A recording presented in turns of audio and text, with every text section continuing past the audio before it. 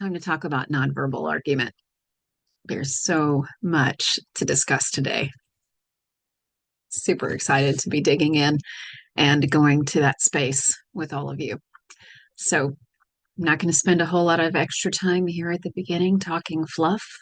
I'm going to dig right in. We have much to discuss when it comes to understanding the importance of nonverbal communication when it comes to the overall picture of argument. Get this running.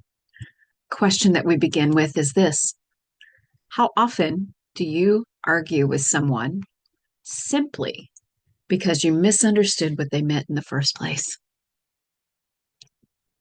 I would venture to say probably quite often. Quite often we find ourselves having fights, not argument in its true definition, but we find ourselves having very strong disagreements because we don't have the whole picture.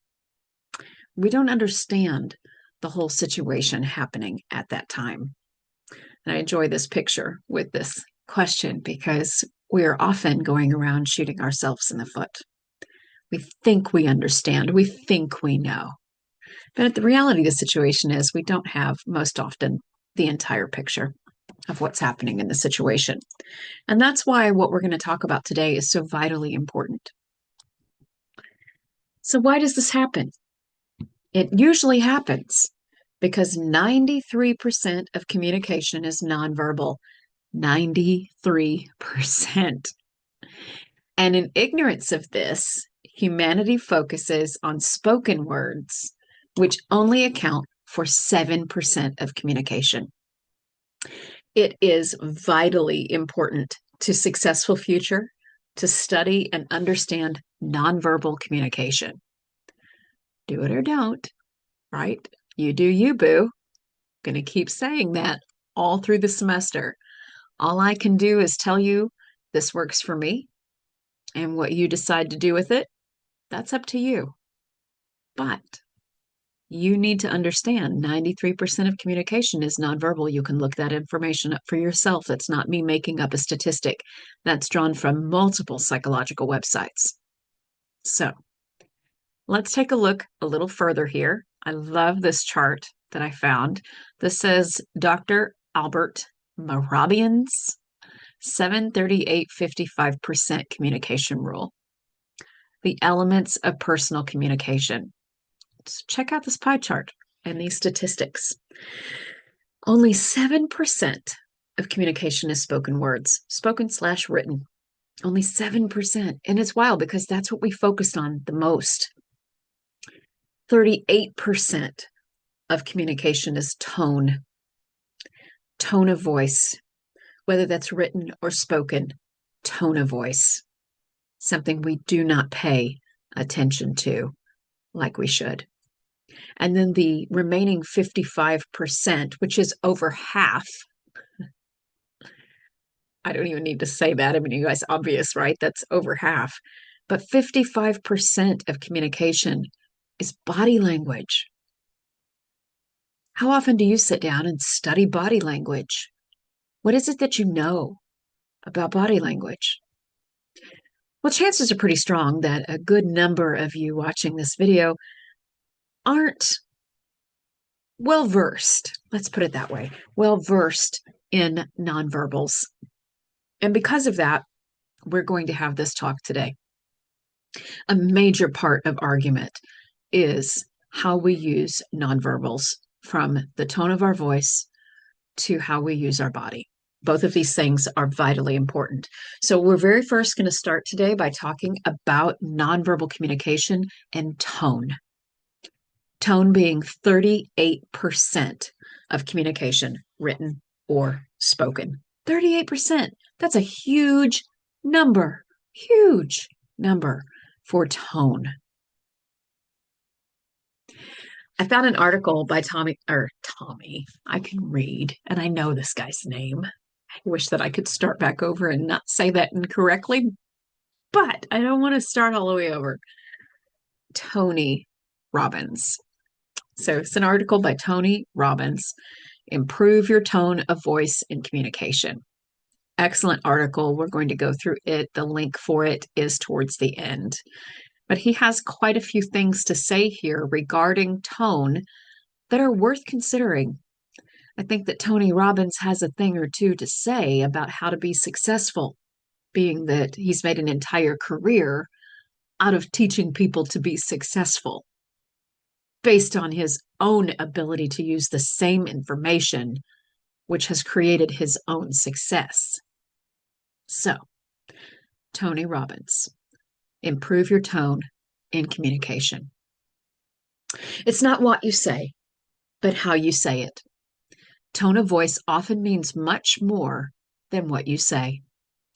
In his book, The Relationship Cure, Dr. Gottman reveals that when it comes to assessing the meaning of communication in relationships, only 7% of that meaning comes from the spoken word, while 38% comes from the tone of voice in communication.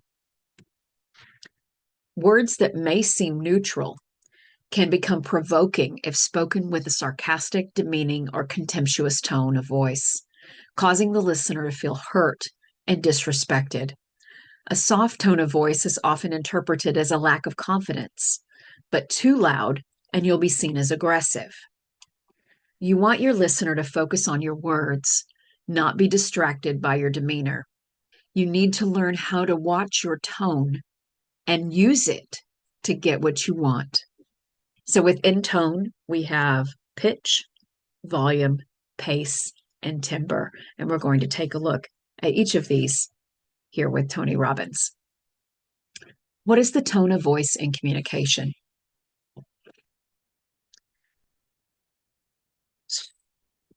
I'm trying to move my picture here. Your tone of voice is the manner in which you speak to someone, not just your words. Along with nonverbal cues like body language and eye contact, tone of voice is an essential element of communication that often speaks more powerfully than your actual words ever could. It can help you build rapport, make connections, influence others, and get what you want in relationships, your career, and your life. I want to point out that as I'm reading through this article from Tony Robbins' website, each time you see underlined blue words in the PowerPoint presentation, that is a link to another article written by Tony Robbins. So just wanted to point that out as I'm reading through here, if you're wondering why some of these things are highlighted in blue and underlined. Examples of tones of voice include formal and informal, humorous, factual, respectful, assertive, questioning, and controversial. That's not what that says. Conversational. Yet every tone of voice in communication is made up of 4 different aspects that come together to help you get your point across. Learning how to watch your tone and use it to achieve your goals depends on being aware of these elements.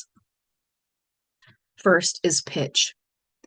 Your pitch is how high or low your voice can fluctuate.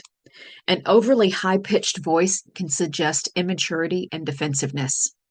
And if you end a sentence using a higher pitch, that can sound more like a question instead of an affirmative statement, which will only leave your partner feeling confused. We'll take a look at that more on the next slide. Your pitch is a powerful part of tone of voice and communication because it helps you cut through noise. When you're needing to make a professional impression or drive in a point, a low pitch can make you seem more authoritative and serious, even if what you're actually saying isn't profound. Consequently, your tone of voice can have the opposite effect. If you're constantly at a high pitch, others might assume you're unsure about what you want to convey. This can lead to a sense of untrustworthiness that can make it harder to get what you want. An example of this, I was watching the news this week, and at the time that I'm making this, we have a lot of confirmation hearings going on in the Senate. But there's also some other things happening with the House of Representatives. And I was watching a segment from a meeting of some of the members of the House. And one woman in particular, through each clip, that was shared of her. She spoke like this, and she was so upset, and everything that she talked about had this high tone to it. I didn't want her to talk anymore. I was over it. She doesn't sound credible to me. She sounded emotional and out of control. Now, there were other speakers who took the time to control the pace of their voices, who lowered their pitch, who sounded much more reliable, calm, logic based. Your pitch has a lot to do with that. I have more examples here on this next page. There's a commercial on television currently, right now. I looked it up on YouTube just to play it with you, play it for you. And I have to play this. There is everything about the pitch of the main speaker's voice, Christina, that is like nails on chalkboard to me. Listen to the pitch of her voice.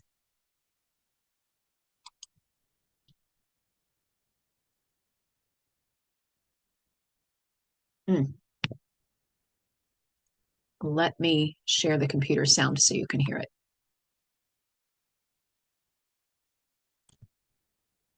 There we go. Hi, it's Christina again. I'm here to tell you about an all-new special offer from my friends at Jacuzzi Bath Remodel that you don't want to miss. We're giving you 50% off installation and postponing all payments for up to 1 year. And best of all, they can install it in as little as 1 day with no stress and no mess. From a safer, easy entry shower to a stunning family bath, or how about a luxurious upgrade with a timeless design that will look great for years to come. It was done the same day. We did not have to wait. It's absolutely perfect. It's exactly what I was dreaming of. Take advantage of this special TV offer today. Only 1 week left to get 50% off installation and no interest and no payments for up to 1 year, plus a free safety upgrade. Go to jacuzzibathremodel.com or... I'm going to go ahead and pause that. Did you hear the pitch in her voice? Let's go back to the very beginning here. Listen to this. Hi, it's Christina again. I'm here to tell you about an all-new special offer from my friends at Jacuzzi Bath Remodel that you don't want to miss.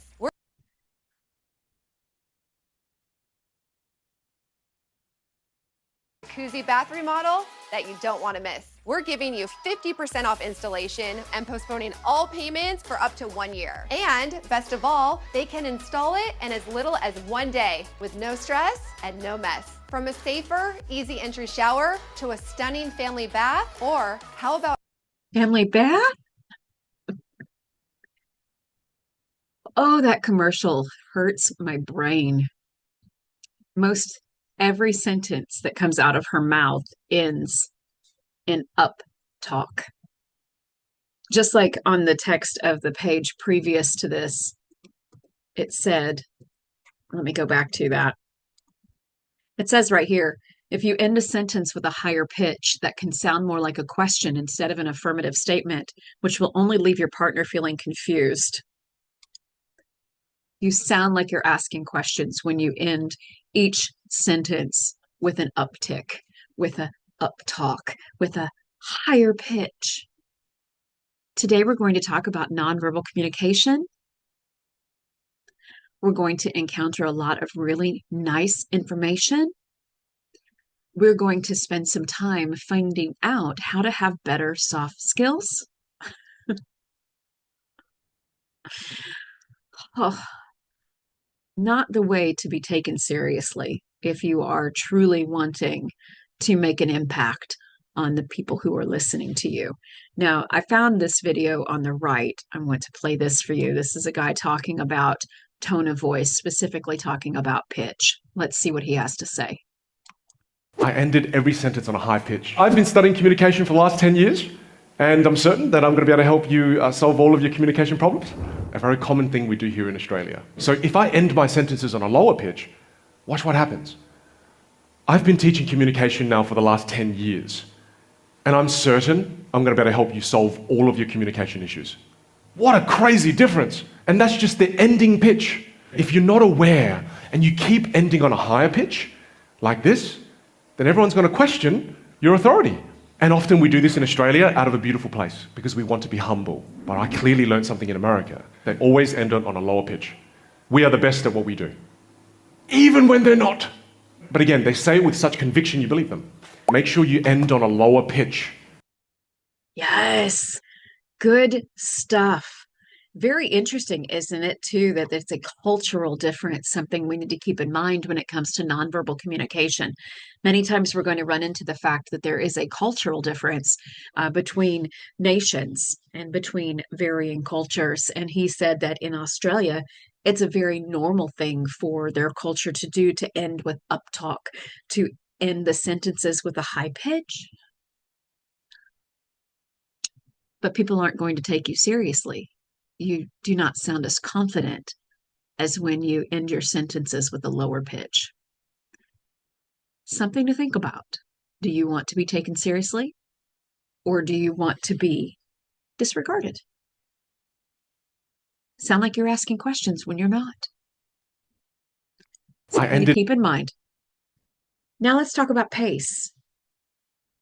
How quickly or slowly do you speak when you and your partner are in the middle of an argument?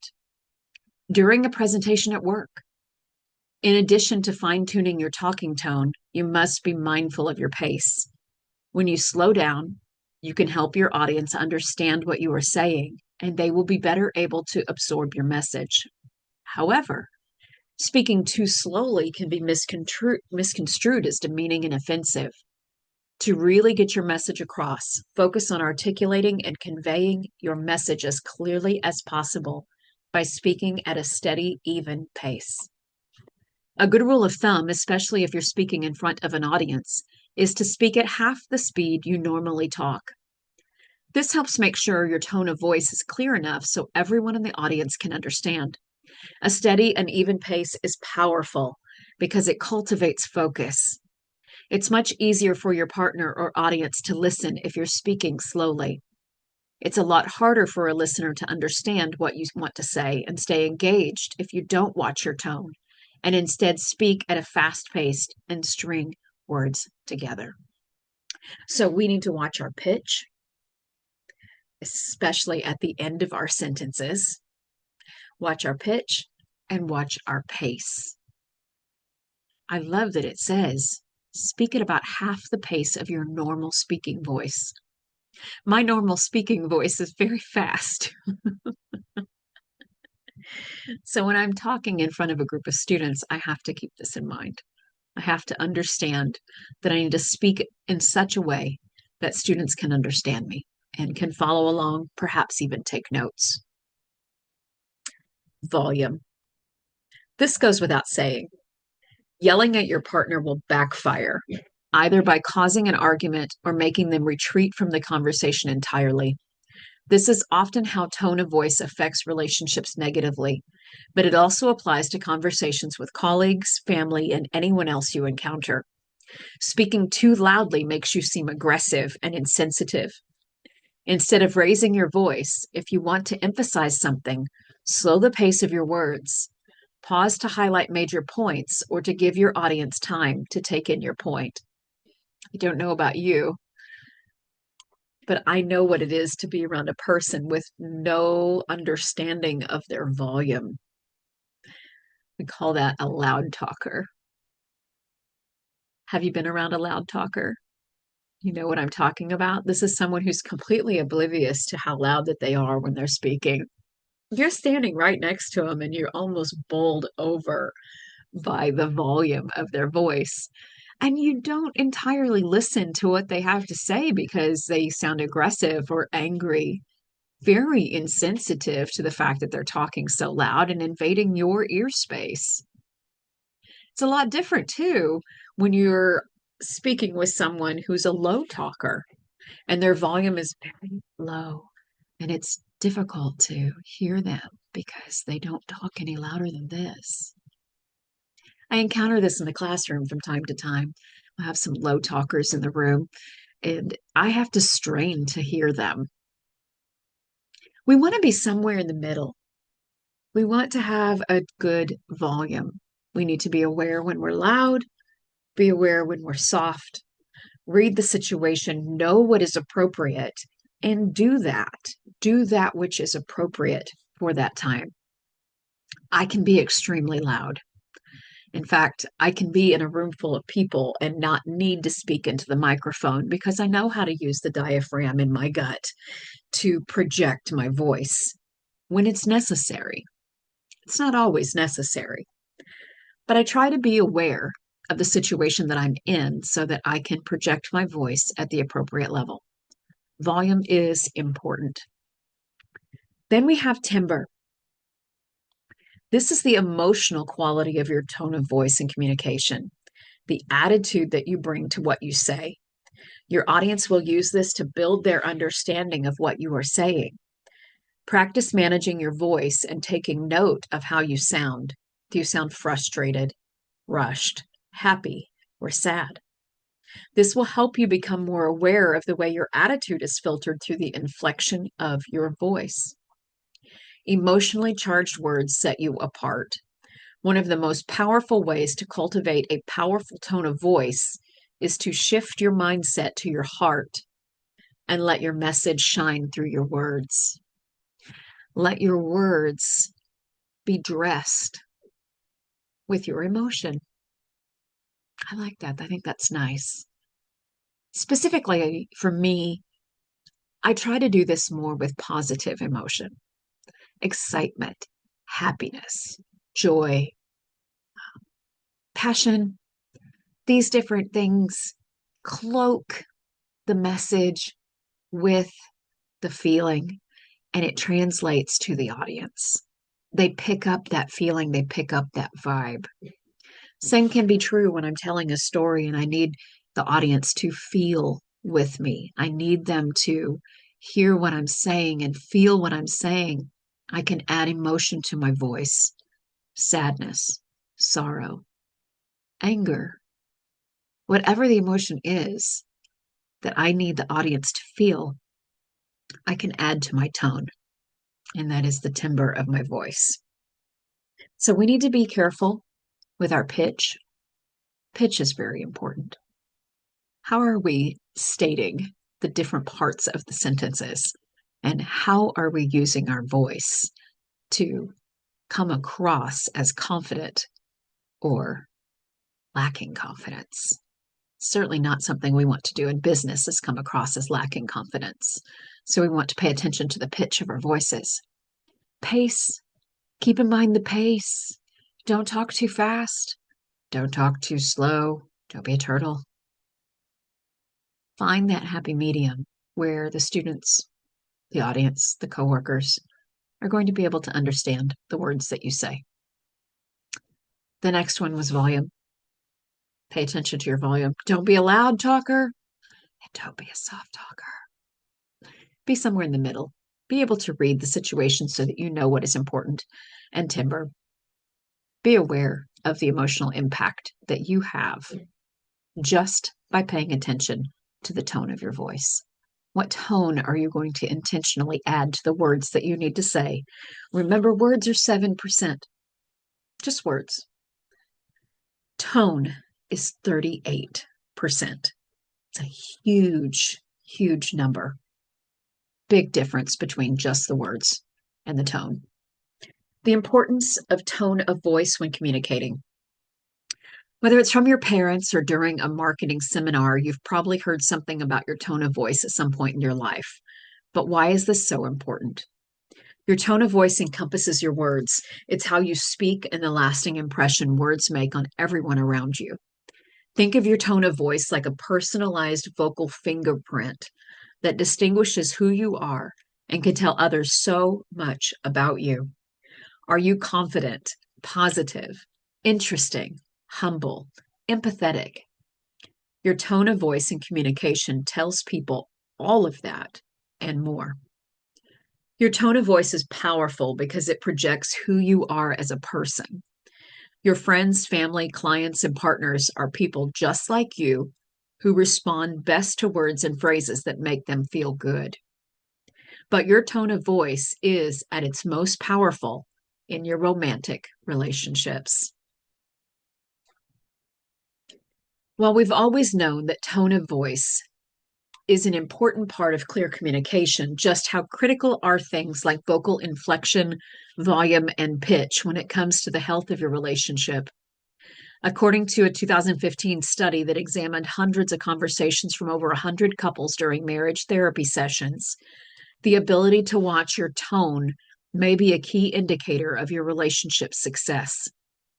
Over the course of 2 years, researchers from the University of Southern California recorded hundreds of conversations from marriage counseling sessions. The researchers then analyzed the recordings, looking at things like pitch, intensity, and even warbles in the voice that can indicate moments of intense emotion. They also looked at the impact one partner's tone of voice had on the other. To compare the data, a separate group of experts analyzed the behavior of the couples, taking special note of positive qualities like acceptance or negative qualities like blame. The researchers then tracked the couples over a period of 5 years to determine if there was any change in their relationship. What the researchers found about tone of voice and communication confirmed what many of us already know intuitively, that communication is not just about what you say, but how you say it.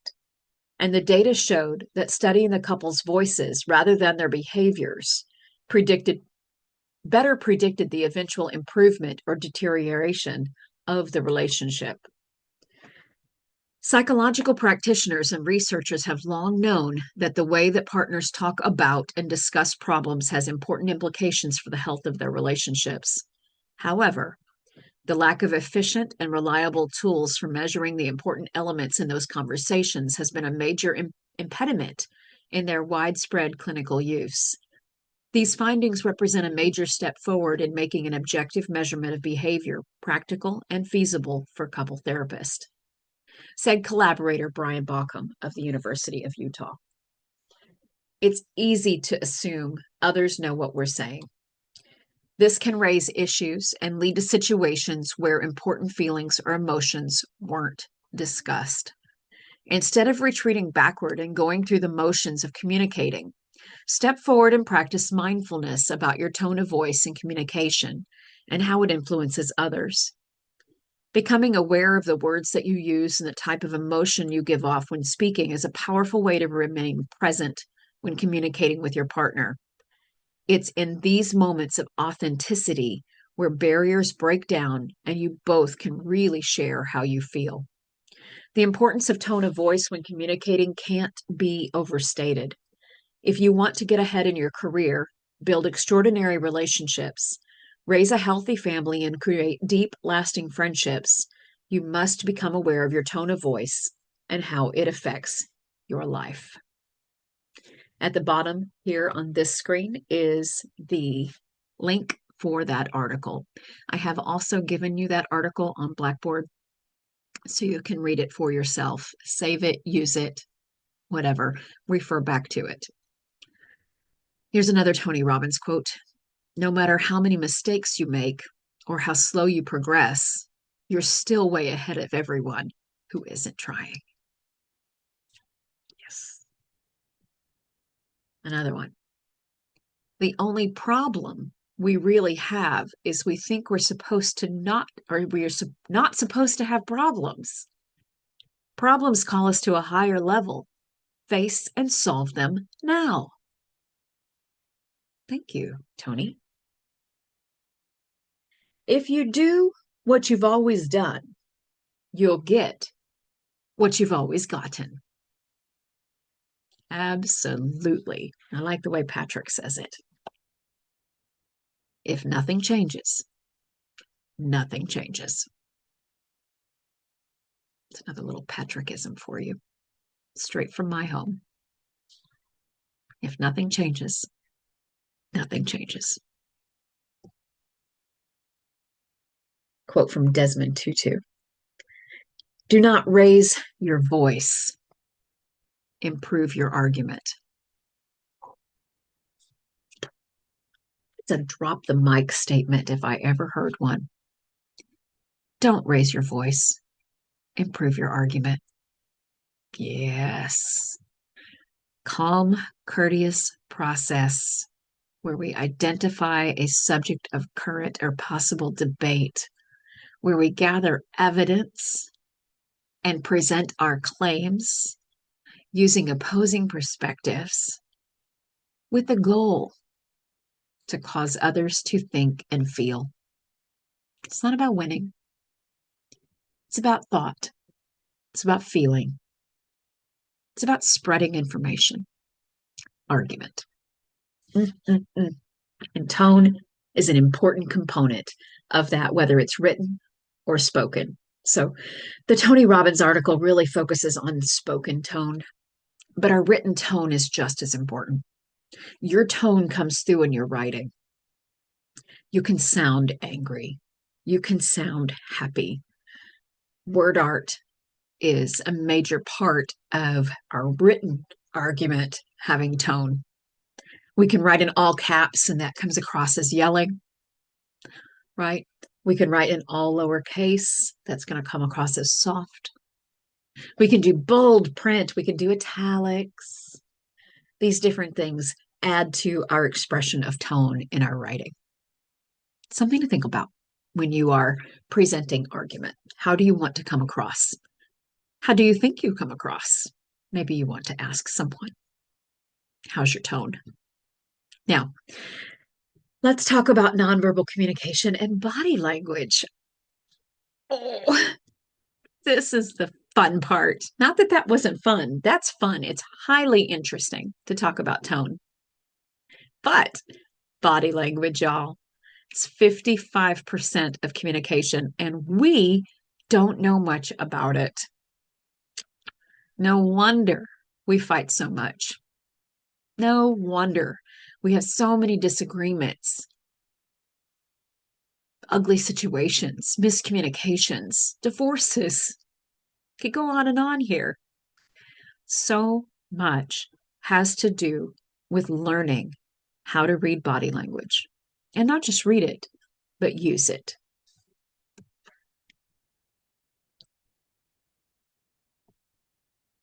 At the root of body language, we find anxiety. Anxiety is often the key.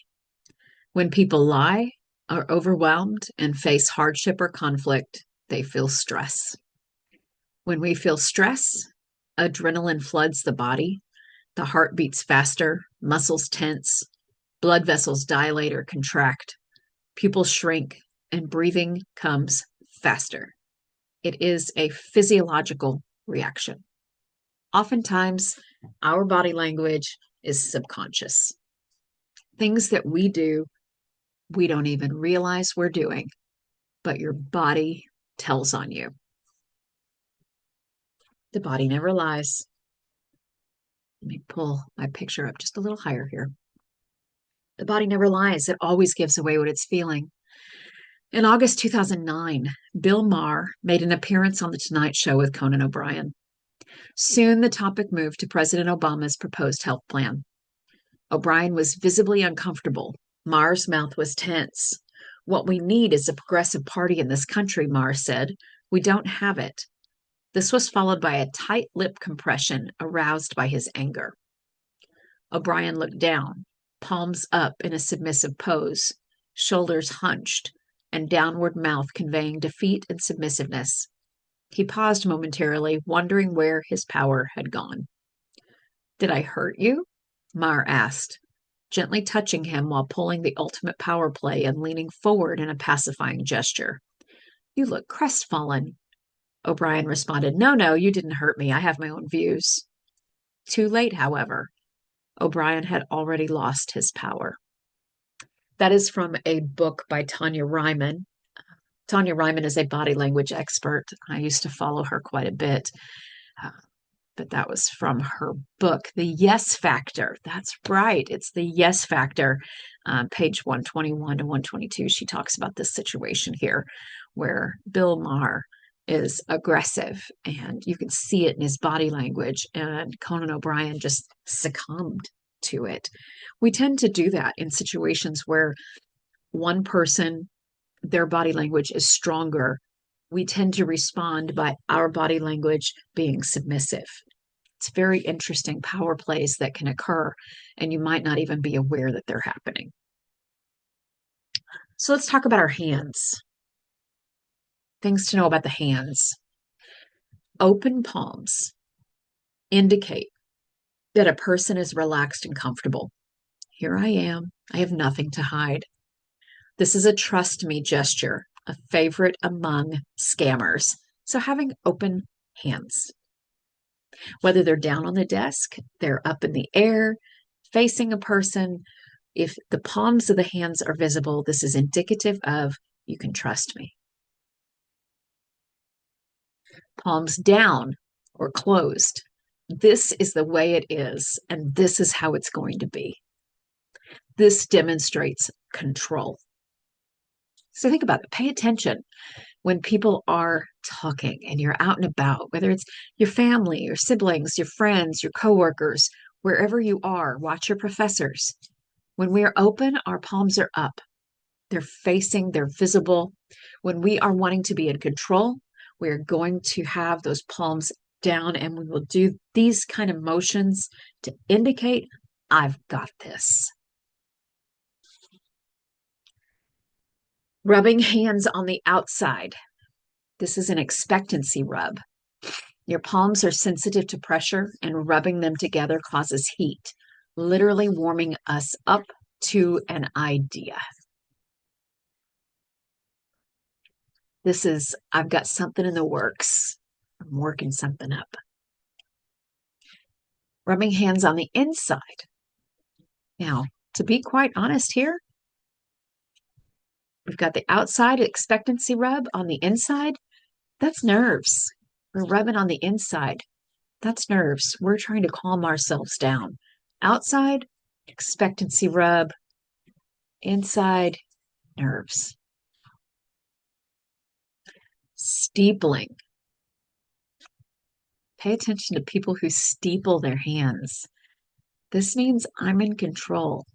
I have power and authority in this situation when they steeple their hands. I was watching Elon Musk yesterday on the news, and he was steepling, standing up and steepling even, which is unusual in body language, but he was very much in control of the conversation. He 110% knew the context of what he was talking about, knew the content. And so you can see it in his body language. He's very shoulders squared, steepling while he's standing, but very much a sign of power and being in control. What else do your hands say? So you might drum, right? You might drum on your desk. That indicates nerves. Wringing your hands, again, that goes with the rubbing on the inside. Tapping indicates nerves, nervousness, vulnerability, shyness. We do this when we are anxious. So we want to pay attention to what our hands are doing. The best thing for your hands to be doing when you're sitting, especially like in a job interview, is just to be quietly folded together on the table in front of you. And when you talk, do the open palm gestures. What about handshakes? There are many different types of handshakes. There's a whole language to handshakes, and we need to be aware of what some of these are. This picture just made me giggle, so I'm including it, but not necessarily going to talk about each one of these, but they are very funny. And then there's the link where I found the picture there toward the bottom of the screen. I'll just let you look at that. But okay, so when it comes to handshakes, we have the taking control handshake, and that's when you come into the handshake with the back of your hand up and visible to the audience, and the palm of your hand is down. So you are coming into the handshake with the power play. You are going to put the other person into a submissive position when you come in with power. That is taking control. Now, when you want to come across as submissive in a handshake, you would come across with your palm up for that handshake. You are indicating to your boss that you understand he's in control. So you would come in if that's what you want to convey, if that's the idea that you want to get across. If this is somebody that you're on equal footing with, you want to come into that handshake just straight on, absolutely straight on, straight on. You're on equal footing. So power play is like this, submissive play is like this, equal footing is this. And the glove handshake, if you want to do a double power play, not only do you have the upper hand, but you want to reach and grab the other side of their hand as well. That would be the double play. Again, with culture, we have to understand that just because something means a thing here in the United States does not mean it means the same thing around the world. And so, if you are going to be a student of body language, you also need to be a student of anthropology. Understand different cultures. Understand that although in our country, to make the okay sign means okay, in other countries, this means completely different things. I'm not going to read all of those out loud. You can see this picture. It cracks me up. If you want to find a copy of this, you can type in Etiquette 101 hand gestures on Google and it will come up for you. Isn't that wonderful?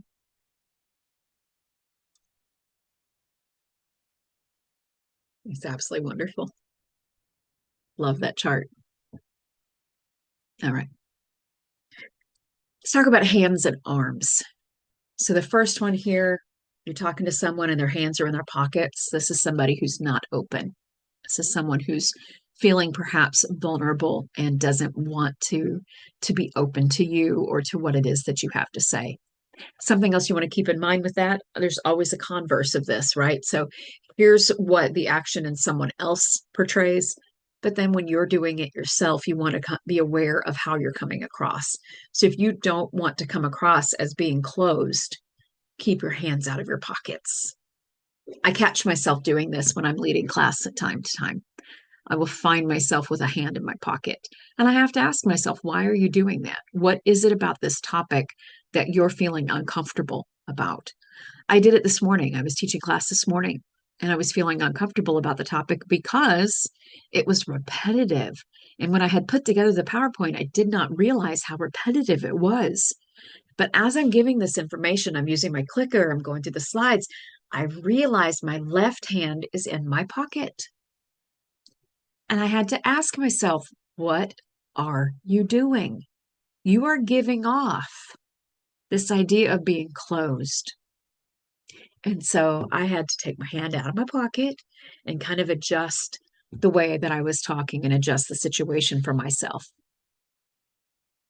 Crossed arms. We need to be careful crossing our arms because this can give off multi-signals, but right off the bat, it's get out of my space, right? So if we're going to cross our arms, get out of my space.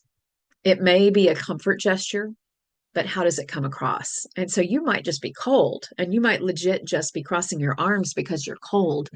That happens to me a lot. I am cold by nature. However, the way that it comes across to a potential audience or to those that you're trying to influence is that you want them out of your space. You don't want them anywhere near you. You are uncomfortable. The chop, when you're talking with someone and they're chopping, I mean it. This is the way it's going to be. It's happening the way I said it is. This is aggressive. It's an aggressive hand gesture. Just be aware of it, that that's how that comes across. Hands on your hips, right? So don't mess with me is how that can come across. We each try to take up room. So this is making yourself bigger. You're trying to take up space. Don't mess with me. Hands on your hips. Okay, dominance. You're ready for action. It's a defensive move to put hands on hips.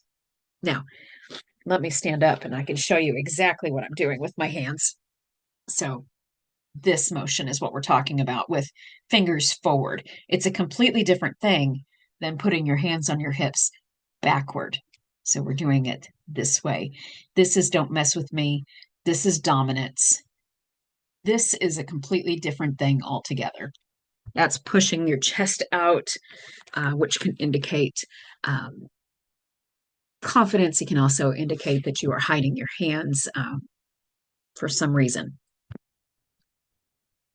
Hands behind the back. Now, this is completely behind the back when you're standing and you put your hands completely behind your back.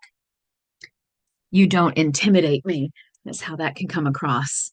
Full exposure of the entire front of the body. Exposure of the entire body without fear of attack, confidence. Without a smile, though, it can mean don't come any closer. And so when we see the hands fully behind the back, this is someone who's showing their entire front. It is a confidence move. So be aware of that. And then it can also, if you think about, and I should put this in here, but there's a video when President Richard Nixon was going through the Watergate issue. So years ago, Watergate happened, and ooh, the president's been bad. There's a video of him, and he stands there and tells everyone he's not a crook, and then he throws his hands behind his back. But the camera catches him going like this.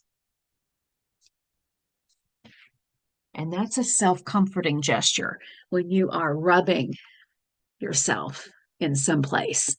That's a self-comforting gesture. So although he looked confident, the hand rub gave away that there was something else going on. With body language, you don't ever want to take just one gesture. You want to read the whole body. What are the arms doing? What is the face doing? What are the feet doing? And then we take a collective picture and get an idea of what's inside of the person. Just one gesture is often not enough to give us a full picture of what's happening there. The fig leaf. So the fig leaf is when someone's standing and they're just crossing their arms like this. Okay. That means I'm vulnerable, protecting what is essential. It's very interesting to see people standing in a fig leaf. It could mean they're feeling protective. So be aware of that. With a fig leaf and with crossed arms and with hands on the hips, you also want to look at the feet. What are the feet doing? And we're going to talk about feet more here in just a moment, but you want to take that picture of arms and hands and take the picture of the feet and then draw a conclusion. Measurement gestures, it was this big, right? If the spread doesn't match the words, question the truth of the situation. And a gesture block. Oh, gesture blocks crack me up. A gesture block would be if we were talking and the whole time we were talking, I had this glass right here. Oh, sure, yeah. But see, I'm putting something between us because I'm uncomfortable with you. So it's a gesture block. This is one of the reasons why when I'm teaching class, I never use a podium. I do not use the podium. I will stand beside the podium if there is one and I can't get away from it. I don't use the podium because it's a block. It's a block between me and my audience, and I won't have that. So there's a situation that arises, and I got to go speak to some group, and there's a podium, and they want me behind the podium. I'm going to do whatever I can to get out around it so that I can connect with my audience. Gesture blocks, furniture blocks, arm blocks, anything that you put between you and your audience is a block that indicates I'm uncomfortable with you. In a professor situation, it could indicate that your professor might be uncomfortable with the content of what they're talking about. Maybe they're not 100% confident with the material that they're going over. Something's causing the block. Something is causing them to hide behind the podium. Something's causing them to put something between you so that openness does not occur. It's very interesting. I see it happen a lot. When we have faculty meetings and they have speakers come and the speaker stays behind the podium, it's almost immediate turn off for me. It is immediate turn off for me. Not almost, it is immediate turn off for me. This is not a confident person. Whether they are lacking confidence inside of themselves or they're lacking confidence with their materials, that is almost irrelevant in that moment. I know that they're not confident. So it's hard to listen when someone stays resolutely behind the podium or behind their glass of water. What's your hidden language saying?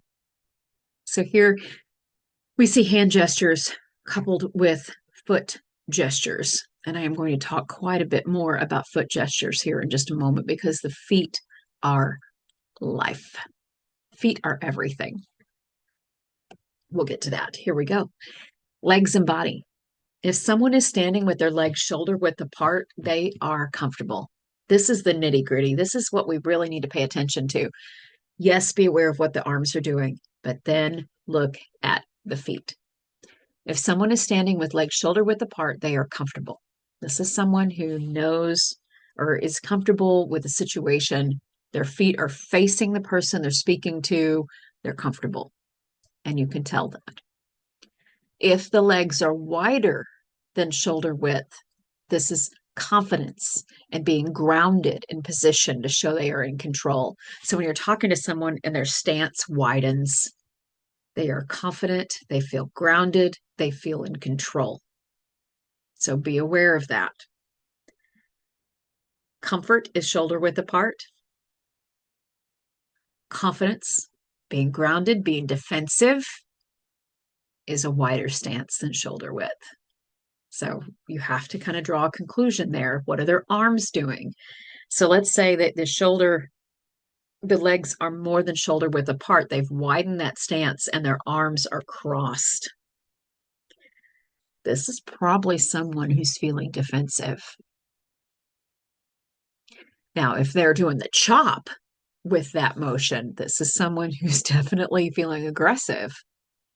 If their legs are more than shoulder width apart and they're in a fig leaf with their hands, this is someone who's feeling very protective and could come out swinging. So it's interesting. Take a look at the whole picture. Body angling. So what this means is if you are listening to someone, you're comfortable with them, you're paying 100% attention to them, your body is going to naturally stay fully facing them.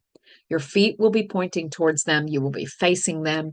As soon as your mind starts to wander away, your body does a very interesting thing. Your foot or feet, one foot or both feet, will turn in the direction of your thoughts. So if you're speaking with someone, but you're thinking about how hungry you are and that McDonald's is that direction, your foot is going to subconsciously turn in that direction. This happens all the time. And we'll be talking to others and not paying a lick of attention to what their feet are doing. And they've been giving you clear indication for quite some time now that they're not into the conversation. They're not listening to you. Once you begin to recognize, is someone facing you or are they turning their feet away from you? Once you begin to recognize that, you have choices to make. You need to either let them go or you need to get interesting. Can you get them to be fully facing you again? Something you have to consider, think about. And on the converse of that, be paying attention to your own feet. What are you doing in the midst of a conversation? You need this person to feel like you're listening to them, whether you are or you're not. It's irrelevant. Keep your body facing them. Keep your feet pointed toward them. That gives off the impression of listening. Very important. I catch myself doing this from time to time. Students will want to come talk to me after the end of class, and I'm ready to go. Like, I'm thinking about getting some lunch on my way home. I'm ready to go. I might be going to the gym, or I'm coming home to hang out with my husband, or I've got papers to grade. I'm overwhelmed. Whatever it is, that's what my mind is on. And I will catch myself, the students trying to talk to me about something they're concerned about, and I will catch myself turned. And when I catch it, I realize you've got a decision to make right here, right now, Daisha. Do you come back around and fully face that student and give them your time and let them know they're valuable? Or do you just get real honest and say, I'm happy to help you for a couple more minutes, but I gotta go.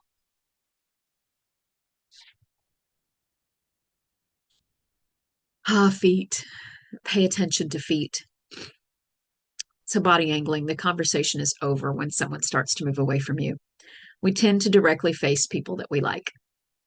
So the direction of your body, feet, and head, pay attention to all together. But feet are the most reliable. Are they shoulder width apart?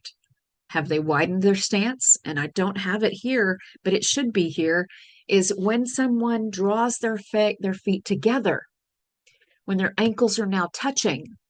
This is someone who's uncomfortable. This is someone who feels vulnerable or shy. This is someone who is not enjoying your presence. Something I pay attention to in my own body language. What am I giving off? What is the signal that I am giving to students, to coworkers, to whoever it is that I'm speaking with? What are my feet doing? I need to pay attention to my feet and then my arms. So if someone is talking to you and they're sitting in a sprinter position, that's not good. They're just ready to chunk deuces, right? So one that I catch myself doing a lot when I'm teaching in-person classes, I will stand there with a toe pointed toward the ceiling like nobody's business because I'm enjoying myself. I'm having a great time, and we tend to point a toe toward the ceiling when we are feeling especially happy. Happy, happy. So here's just some more of body angling that we can pay attention to. You see the defensive standing pose. She's got her legs crossed, arms folded in front of her. This is someone who is not open to talking to you. Now, if they have a closed body, they have a closed attitude. So there's that again. And then open body, open attitude. We've got open palms. We have open feet. Of course, you can see the one guy's foot is turned away from the other. So he's not 100% in that conversation, but he's somewhat open. So we can pay attention to these things. Now, this is one of my favorite pictures when it comes to giving this body language talk. It's not near as relevant today as this was 15 years ago when I started teaching this material. Many years ago, this was a much more poignant moment in this lecture. Today, it may fall a little flat, but these were Michael Jackson's bodyguards, and they were interviewed not long after his death. Good morning, America. Bless Good Morning America's heart. So the reporter says to the gentleman, was Michael Jackson a pedophile? Snap picture.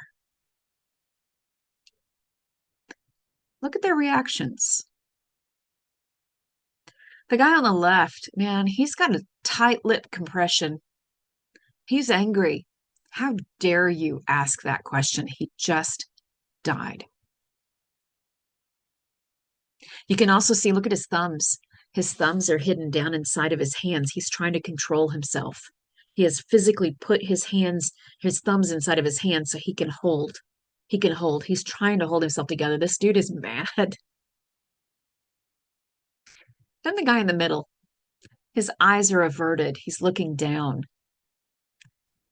His hands are just resting there on his legs. He's just kind of like, wow, did you just seriously ask that? I don't even know what to say. Sad. Then the guy on the right, he's doing this. Are you kidding me? Did you really? Fake smile. Fake smile. And he's got a fig leaf going on. He's feeling vulnerable. He's feeling uncomfortable. See that fig leaf? He's really, seriously? You just asked that on national television? We can see their reactions. Now, it doesn't give us an answer to the question, but we see their reactions. We see anger. We see shame. And we see frustration. Boom, boom, boom. A lot of times these are called micro expressions. They would have each recovered from this quickly and been more aware of what they were presenting on a camera screen. But this was their initial reaction, and it was caught. It's very interesting when we look at these quick, brief expressions.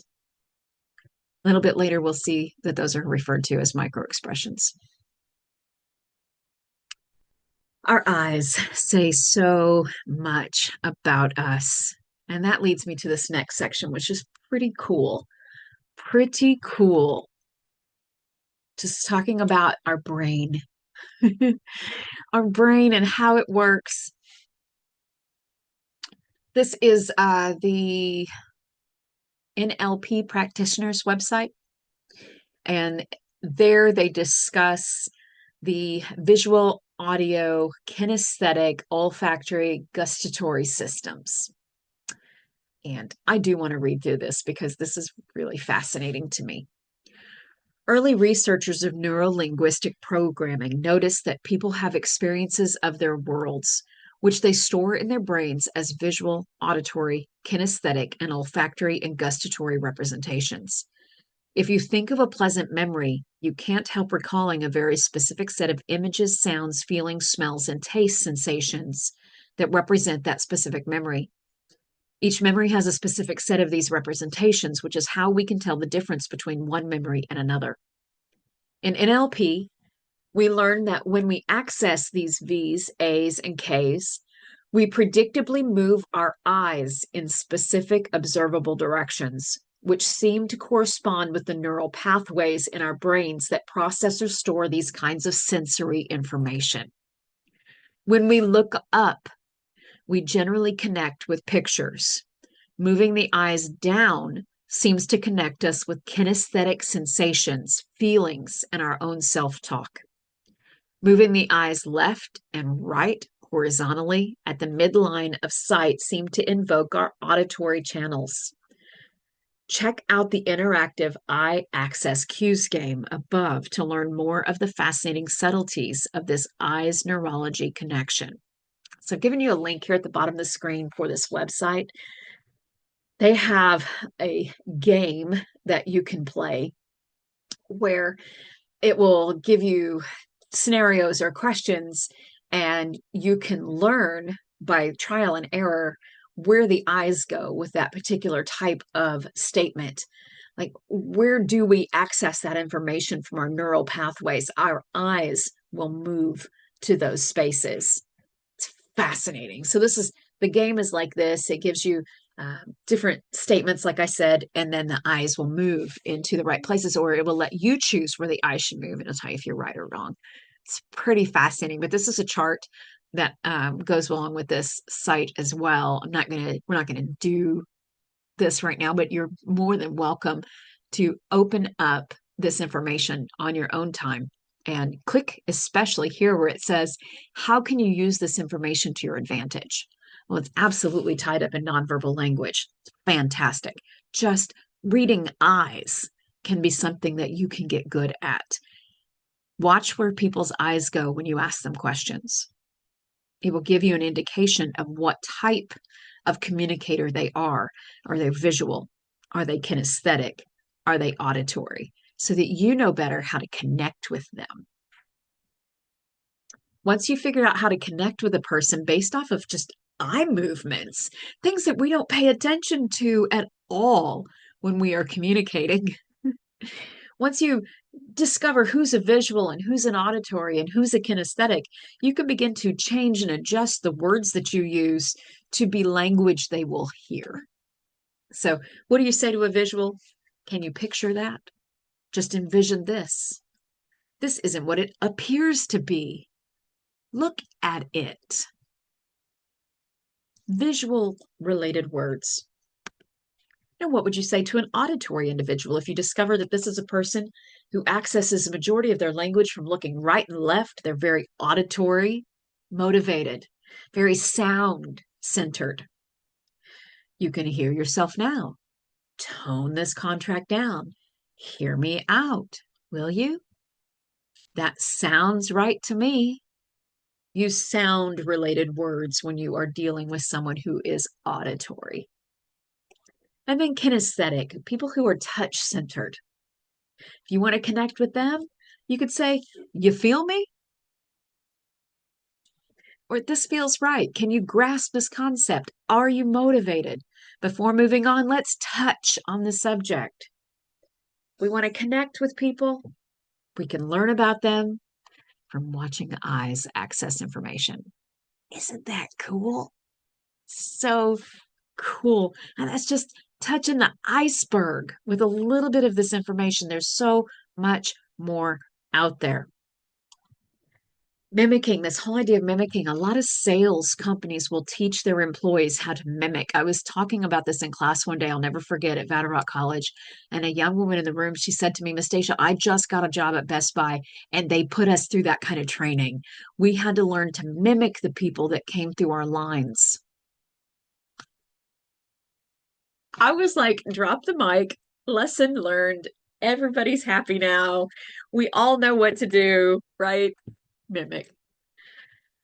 When you're talking to someone, if they are mimicking your body position and action, it means they are comfortable in the situation and most likely interested in what you are saying. This is, again, something that often happens subconsciously. People will tend to mimic you when you are in conversation.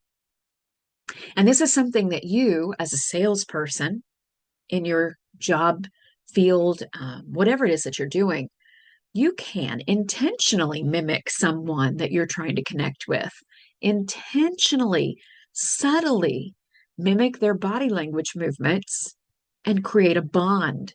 When you know that you've created that bond, that's when you sell that extra can of hairspray. That's when you get them to get the car warranty, when you connect. And you can do that through body language mimicking.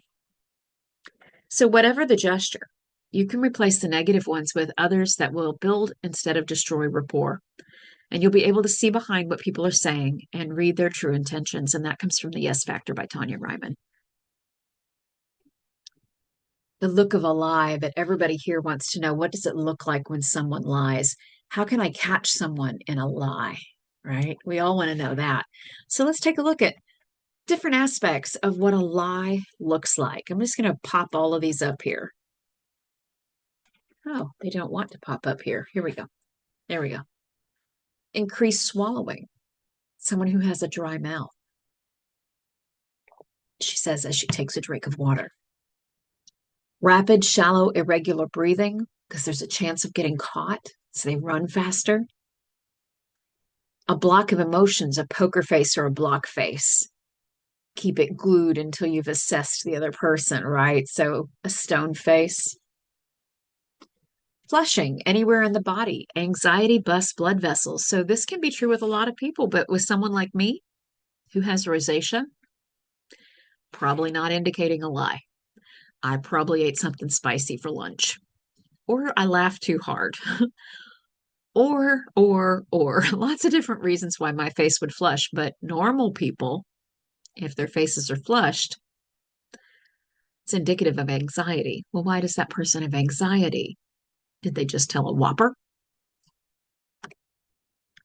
Increase blinking.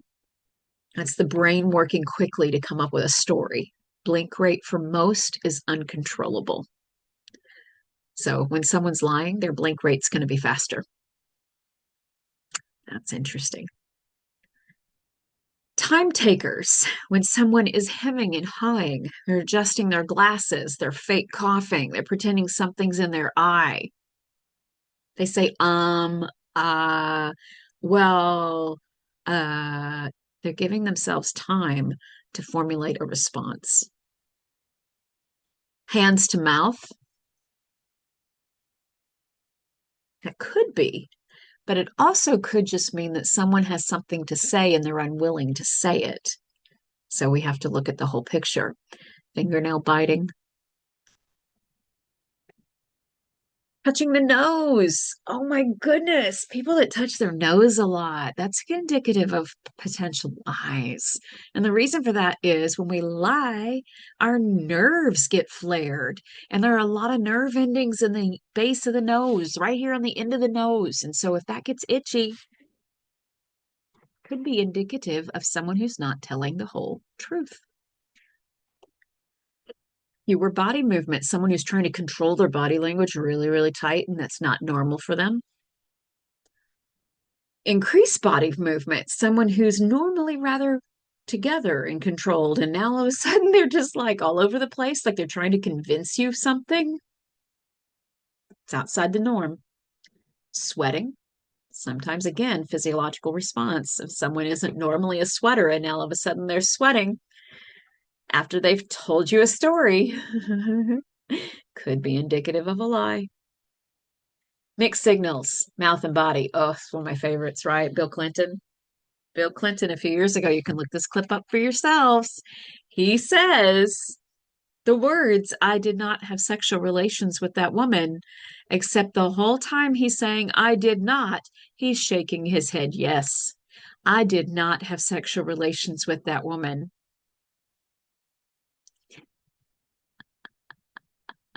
He was lying. It was proven. He was straight up lying, but his head showed it. So and this happens a lot, watch people when they're talking to you. If their head movement, I see this with politicians on the news almost daily, when their head movement does not match the words they're saying, there's a problem. And so if they're telling you that they're going to cancel the IRS, but the whole time they're going like this, I'm going to cancel the IRS. Are you? Really? Be watching for mixed signals. The head and the mouth need to match in movement so you can feel confident that someone's telling the truth. Question that if the signals are mixed. I I did not have sexual relations with that woman, he said. I did not. And everyone went, oh, Bill, we know better. Less frequent eye contact. If this is someone who normally makes a good amount of eye contact and all of a sudden they're not, that's indicative of a lie. Averting their eyes. Maybe this is someone who normally, again, makes good eye contact and all of a sudden they won't look at you. They're going to look everywhere but. I used to work with a lady. Oh my gosh, drove me crazy. She would never make any eye contact. She was always looking like up in the corner. And I would just be like, hello, I'm right here. But something was going on inside of her, right? Something made her uncomfortable to where she couldn't look people in the eye. That's indicative of lies. Dilated pupils. This is when we sense danger, so we might have dilated pupils when we're lying. Self-pacifying gestures. I remind you about Richard Nixon. Even though he had his confidence pose in the back, he was, oh, here, I can't do it with there. He was doing this, and he was pacifying himself. Shorter responses. If this is someone who's normally quite talkative and all of a sudden their responses are different, that could be indicating that there is something going on. Please do not underestimate the value of a smile. One of the best body language signals out there, a smile. And let it be a real smile, not a fake smile. A fake smile shows no movement here or here. A fake smile is like this. But a real smile crinkles the eyes and it can crinkle the forehead. So pay attention to that when you're talking to people. Are they giving you a fake smile or are they giving you a real smile? And that's the whole basis for my novel, The American Queen. It started from that body language gesture. And the reason for that is the whole time that Obama was president, I watched Michelle Obama. And that woman gave off fake smile after fake smile after fake smile after fake smile. No movement in the upper part of her face at all. Just fake smiles. And I got to thinking, what a horrible position to be in. Like, you don't marry that guy thinking one day he's going to be president of the United States. You just turn around on another day and you realize, whoa, crap, how'd we get here? You'll never have privacy again for the rest of your life. What kind of a world is that? What kind of a life is that where your spouse is hated and loved around the world, whereas life is in danger, your life is in danger every day? No privacy. What would that be like? And I decided, you know what? I think she hates it. And so that gave me the idea for the American Queen, where we have a first lady who fakes her own death so that she can live a life of freedom. Here it's the United States, the land of the free, and the first lady felt in prison.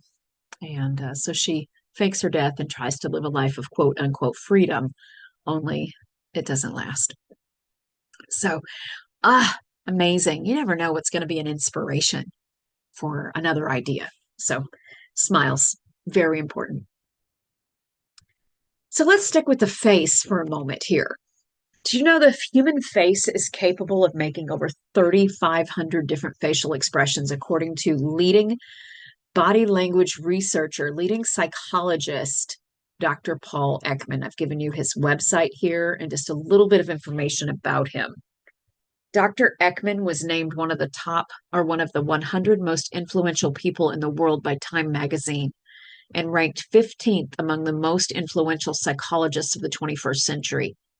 He is the world's deception detection expert, co-discoverer of micro expressions, and the inspiration behind the hit series Lie to Me.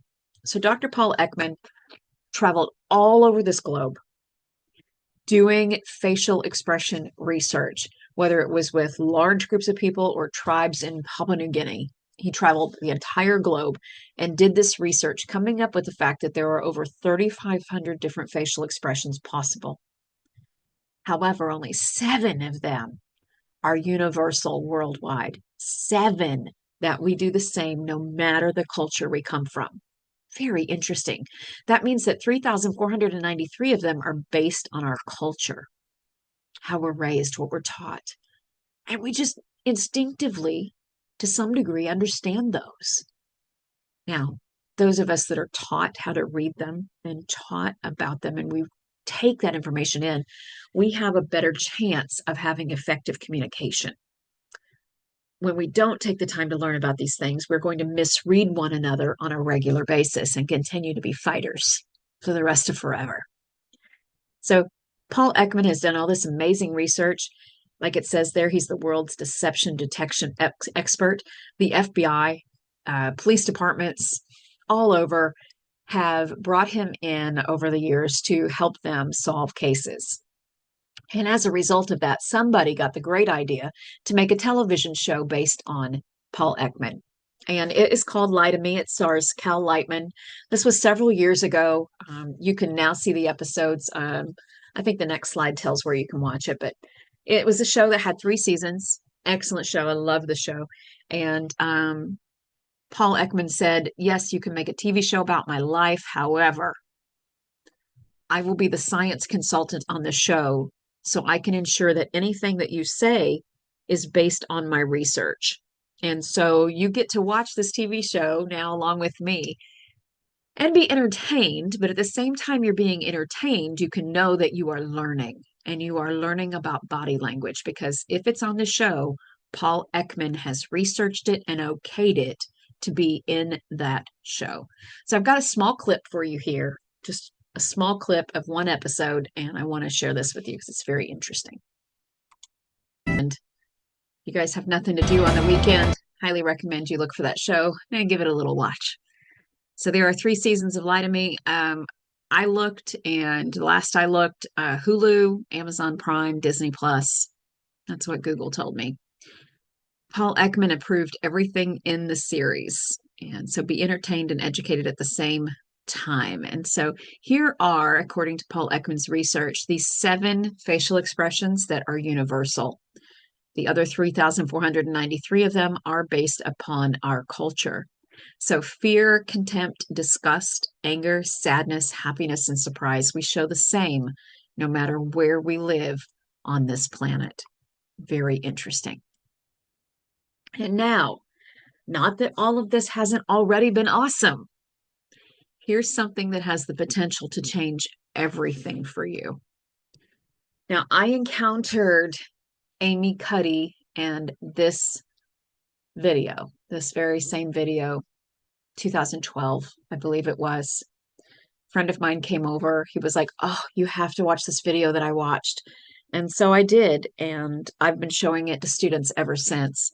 This has the power to transform everything for you and is based on body language. What you choose to do with your body can affect how your mind works. So I am going to play this right now. I want everyone to pay attention to this. Don't get up and go away. Watch this video. Amy Cuddy is a social psychologist. She has done research. She has given many talks on this. She says, don't keep this science to yourself. Share it. Share this information with others. You can potentially change someone's life, even your own, but you have the capacity, the power to change the lives of others with just this little bit of information that she is going to talk about here in this video. So without babbling anymore, I'm going to share how your body language may shape who you are by Amy Cuddy. We've got passion, we've got determination. And if we set our sights on something, you better believe it's happening. We always felt like our content was all about entertainment and being fun, but there was also this, sort of professional business.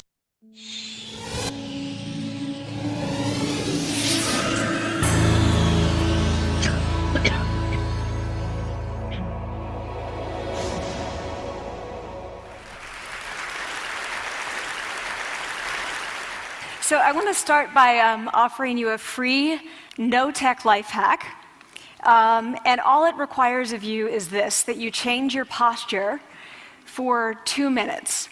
But before I give it away, I want to ask you to right now do a little audit of your body and what you're doing with your body. So how many of you are sort of making yourselves smaller? Maybe you're hunching, crossing your legs, maybe wrapping your ankles. Sometimes we hold on to our arms like this. Sometimes we spread out. I see you. So I want you to pay attention to what you're doing right now. We're going to come back to that in a few minutes, and I'm hoping that if you sort of learn to tweak this a little bit, it could significantly change the way your life unfolds. So we're really fascinated with body language, and we're particularly interested in other people's body language. We're interested in,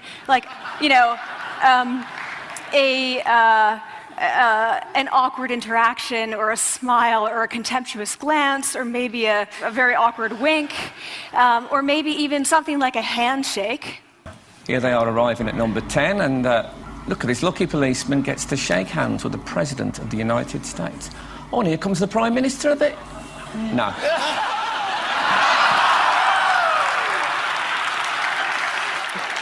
So a handshake or the lack of a handshake can have us talking for weeks and weeks and weeks, even the BBC and the New York Times.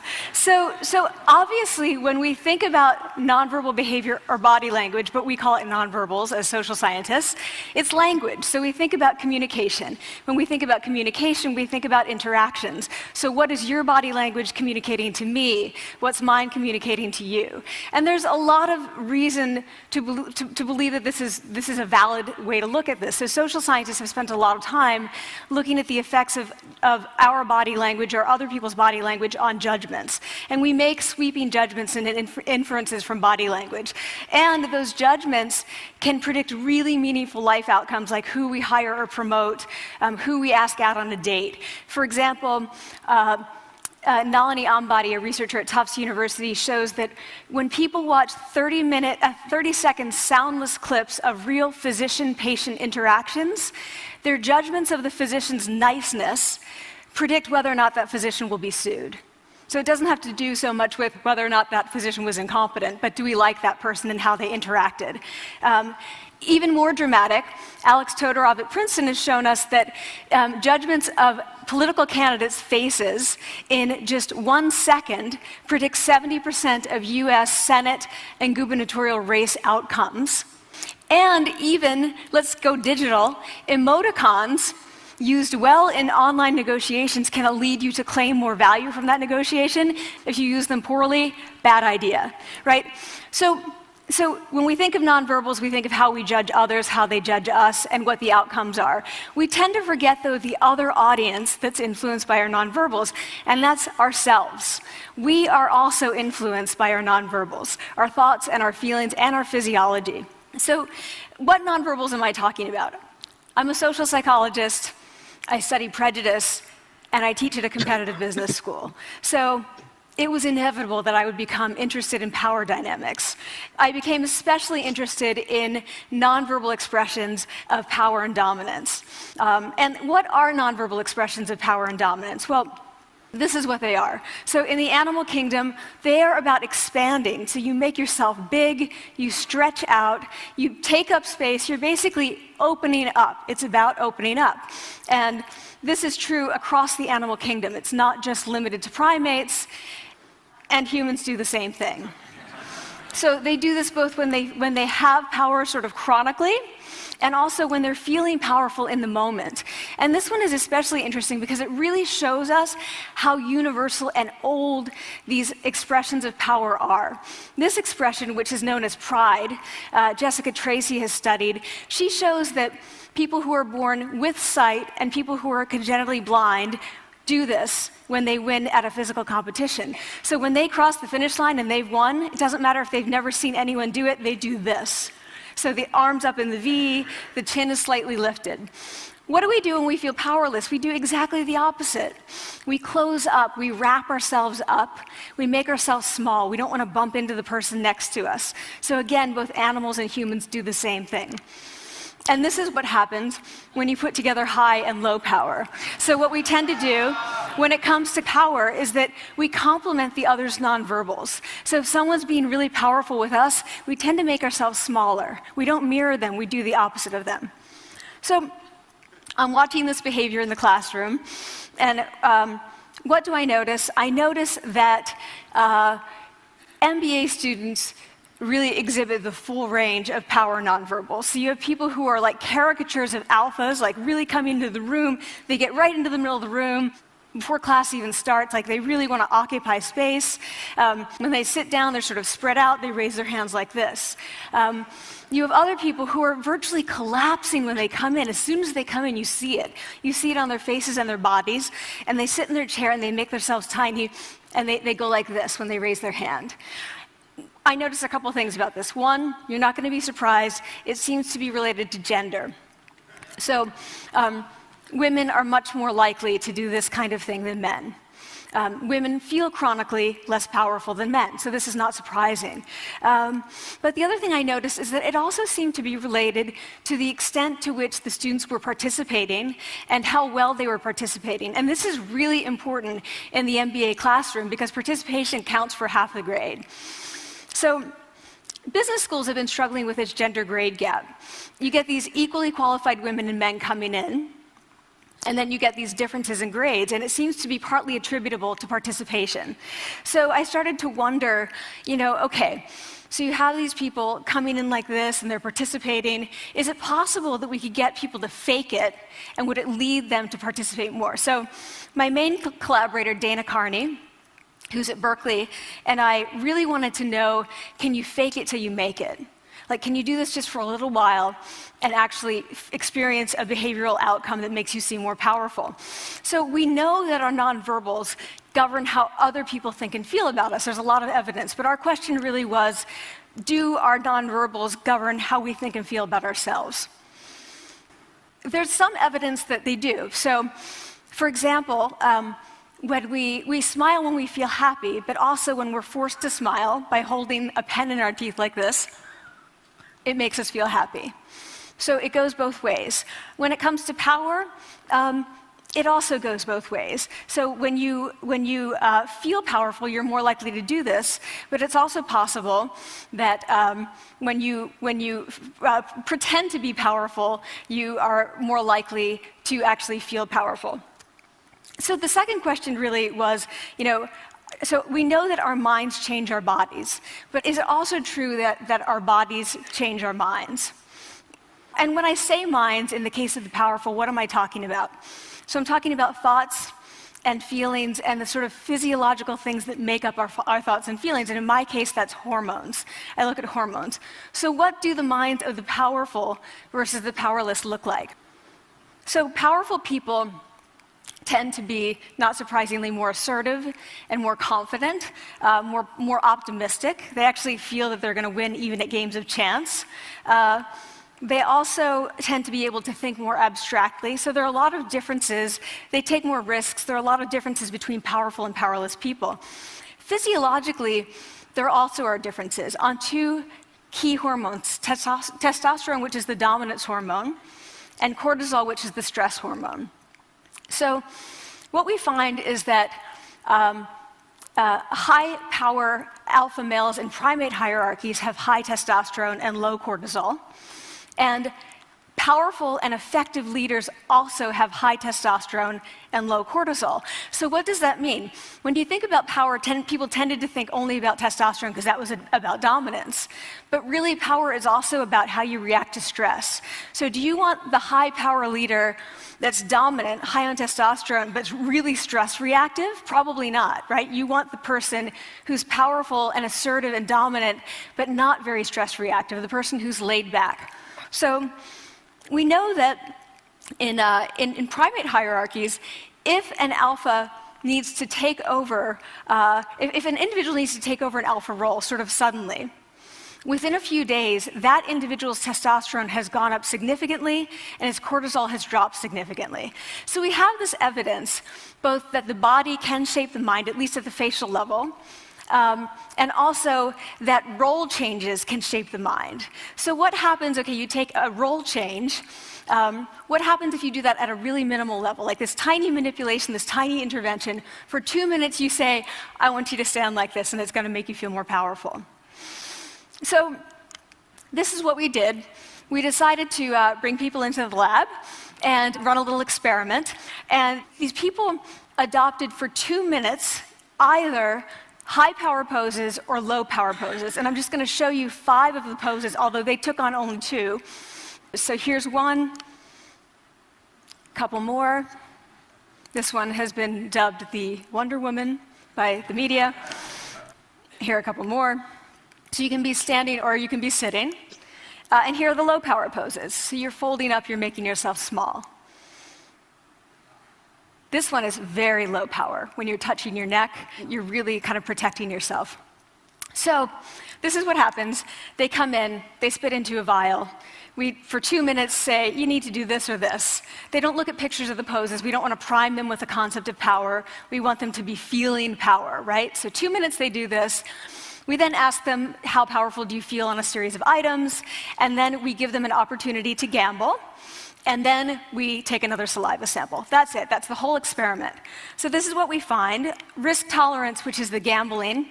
What we find is that when you're in the high power pose condition, 86% of you will gamble. When you're in the low power pose condition, only 60%. And that's a pretty whopping significant difference.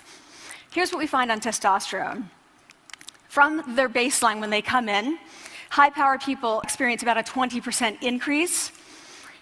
And low-power people experience about a 10% decrease. So again, 2 minutes and you get these changes. Here's what you get on cortisol. High-power people experience about a 25% decrease, and the low-power people experience about a 15% increase. So 2 minutes lead to these hormonal changes that configure your brain to basically be either assertive, confident, and comfortable, or really stress reactive, and feeling sort of shut down. And we've all had that feeling, right? So it seems that our nonverbals do govern how we think and feel about ourselves. So it's not just others, but it's also ourselves. Also, our bodies change our minds.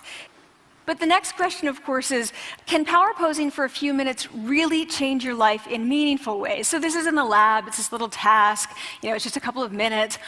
Where can you actually apply this, which we cared about, of course. And so we think it's really what matters, where you want to use this is evaluative situations, like social threat situations. Where are you being evaluated? Either by your friends, like for teenagers, it's at the lunchroom table. It could be, for some people, it's speaking at a school board meeting. It might be giving a pitch, or giving a talk like this, or doing a job interview. We decided that the one that most people could relate to, because most people had been through, was the job interview. So we published these findings, and the media are all over it, and they say, Okay, so this is what you do when you go in for the job interview, right? So we were, of course, horrified and said, oh my God, no, that's not what we meant at all for numerous reasons. No, don't do that. Again, this is not about you talking to other people, it's you talking to yourself. What do you do before you go into a job interview? You do this, right? You're sitting down, you're looking at your iPhone or your Android, not trying to leave anyone out. You're looking at your notes, you're hunching up, making yourself small, when really what you should be doing maybe is this, like in the bathroom. Right? Do that, find 2 minutes. So that's what we want to test, okay? So we bring people into a lab and they do either high or low power poses again. They go through a very stressful job interview. It's 5 minutes long. They are being recorded, they're being judged also. And the judges are trained to give no nonverbal feedback. So they look like this. Like imagine this is the person interviewing you. So for 5 minutes, nothing. And this is worse than being heckled. People hate this. It's what Marianne LaFrance calls standing in social quicksand. So this really spikes your cortisol. So this is the job interview we put them through because we really wanted to see what happened. We then have these coders look at these tapes, 4 of them. They're blind to the hypothesis, they're blind to the conditions. They have no idea who's been posing in what pose. And they end up looking at these sets of tapes and they say, oh, we want to hire these people, all the high power posers. We don't want to hire these people. We also evaluate these people much more positively overall. But what's driving it? It's not about the content of the speech. It's about the presence that they're bringing to the speech. We also, because we rate them on all these variables related to sort of competence, like how well structured is the speech? How good is it? What are their qualifications? No effect on those things. This is what's affected, these kinds of things. People are bringing their true selves, basically. They're bringing themselves. They bring their ideas, but as themselves, with no residue over them. So this is what's driving the effect or mediating the effect. So when I tell people about this, that our bodies change our minds and our minds can change our behavior and our behavior can change our outcomes, they say to me, it feels fake, right? So I said fake it till you make it. It's not me. I don't want to get there and then still feel like a fraud. I don't want to feel like an imposter. I don't want to get there only to feel like I'm not supposed to be here. And that really resonated with me because I want to tell you a little story about being an imposter and feeling like I'm not supposed to be here. When I was 19, I was in a really bad car accident. I was thrown out of a car, rolled several times. I was thrown from the car, and I woke up in a head injury rehab ward. And I had been withdrawn from college, and I learned that my IQ had dropped by 2 standard deviations, which was very traumatic. I knew my IQ because I had identified with being smart, and I had been called gifted as a child. So I'm taken out of college. I keep trying to go back. They say, you're not going to finish college. There are other things for you to do, but that's not going to work out for you. So I really struggled with this. And I have to say, having your identity taken from you, your core identity, and for me it was being smart, having that taken from you, there's nothing that leaves you feeling more powerless than that. So I felt entirely powerless. I worked and worked and worked, and I got lucky and worked and got lucky and worked. Eventually I graduated from college. It took me 4 years longer than my peers. And I convinced someone, my angel advisor, Susan Fisk, to take me on. And so I ended up at Princeton, and I was like, I am not supposed to be here. I am an imposter. And the night before my first year talk, and the first year talk at Princeton is a 20-minute talk to 20 people. That's it. I was so afraid of being found out the next day that I called her and said, I'm quitting. She was like, you are not quitting, because I took a gamble on you and you're staying. You're going to stay, and this is what you're going to do. You're going to fake it. You're going to do every talk that you ever get asked to do. You're just going to do it and do it and do it, even if you're terrified and just paralyzed and having an out-of-body experience until you have this moment where you say, oh my gosh, I'm doing it. I have become this. I am actually doing this. So that's what I did. 5 years in grad school. A few years, I'm at Northwestern. I moved to Harvard. I'm at Harvard. I'm not really thinking about it anymore, but for a long time I had been thinking, not supposed to be here, not supposed to be here. So at the end of my first year at Harvard, a student who had not talked in class the entire semester, who I had said, look, you got to participate or else you're going to fail, came into my office. I really didn't know her at all. And she came in totally defeated, and she said, I'm not supposed to be here.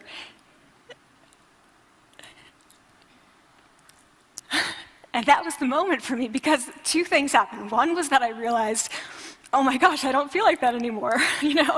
I don't feel that anymore, but she does, and I get that feeling. And the second was, she is supposed to be here. Like, she can fake it, she can become it. So he's like, yes, you are. You are supposed to be here, and tomorrow you're gonna fake it, you're gonna make yourself powerful, and you're gonna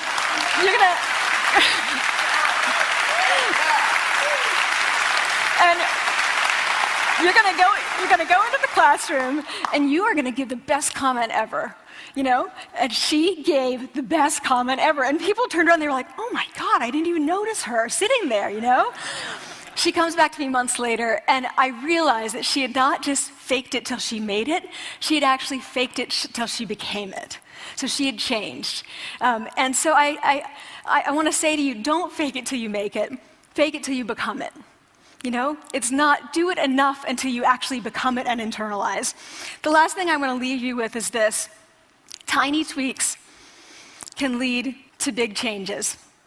So this is 2 minutes. 2 minutes, 2 minutes, 2 minutes. Before you go into the next stressful evaluative situation, for 2 minutes, try doing this in the elevator, in a bathroom stall, at your desk behind closed doors. That's what you want to do.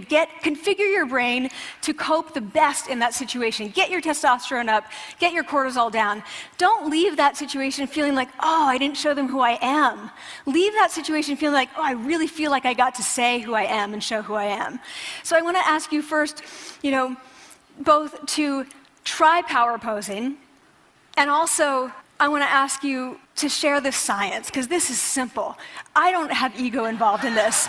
Give it away, share it with people, because the people who can use it the most are the ones with no resources and no technology and no status and no power. Give it to them, because they can do it in private. They need their bodies, privacy, and 2 minutes, and it can significantly change the outcomes of their life. Thank you. Excellent. See why. I love that video. Absolutely love that video. I'm so very grateful to her for making that video. How you choose to hold your body affects how you feel. How you choose for 2 minutes to hold your body tells your brain what hormones to release, which then in turn changes your confidence level. Mind-blowing. Absolutely mind-blowing. So all of us have access to that information. We can do this for ourselves. We can control how we feel by being aware of our body language.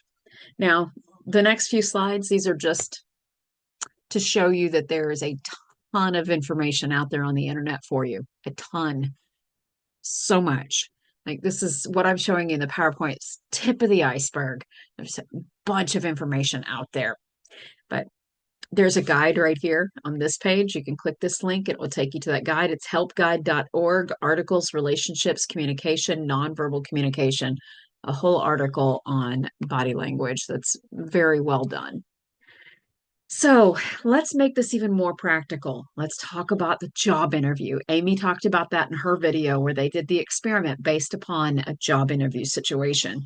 But that is the most evaluative situation that any of us are going to find ourselves in.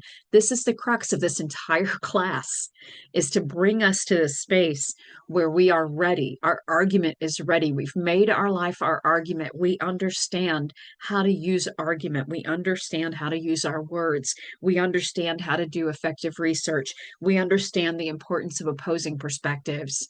And we are ready then to step into a job interview, understanding the whole picture and what we bring to the table.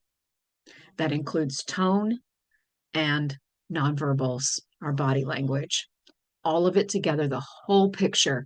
It culminates in this job interview situation. Don't be like this guy. Please don't be like this guy. Now, in 2 weeks, we're going to talk more about job interviews. Right now, we're still specifically talking about body language in relationship to job interviews. So when you are there and you are waiting and you are sitting in the job interview, do sit up straight. Do maintain eye contact. Do smile and be enthusiastic. Do use hand gestures, but not big ones. Do use hand gestures and keep those palms open. Don't, on the other hand, do not slouch. Do not stare. Do not frown. And do not fidget. Now, I found an article that's very specifically related body language with job interview situations. This is 12 body language mistakes to ditch for your interview. I'm not going to read this whole article. I am going to highlight the 12 items. The link to it is down at the bottom of the screen.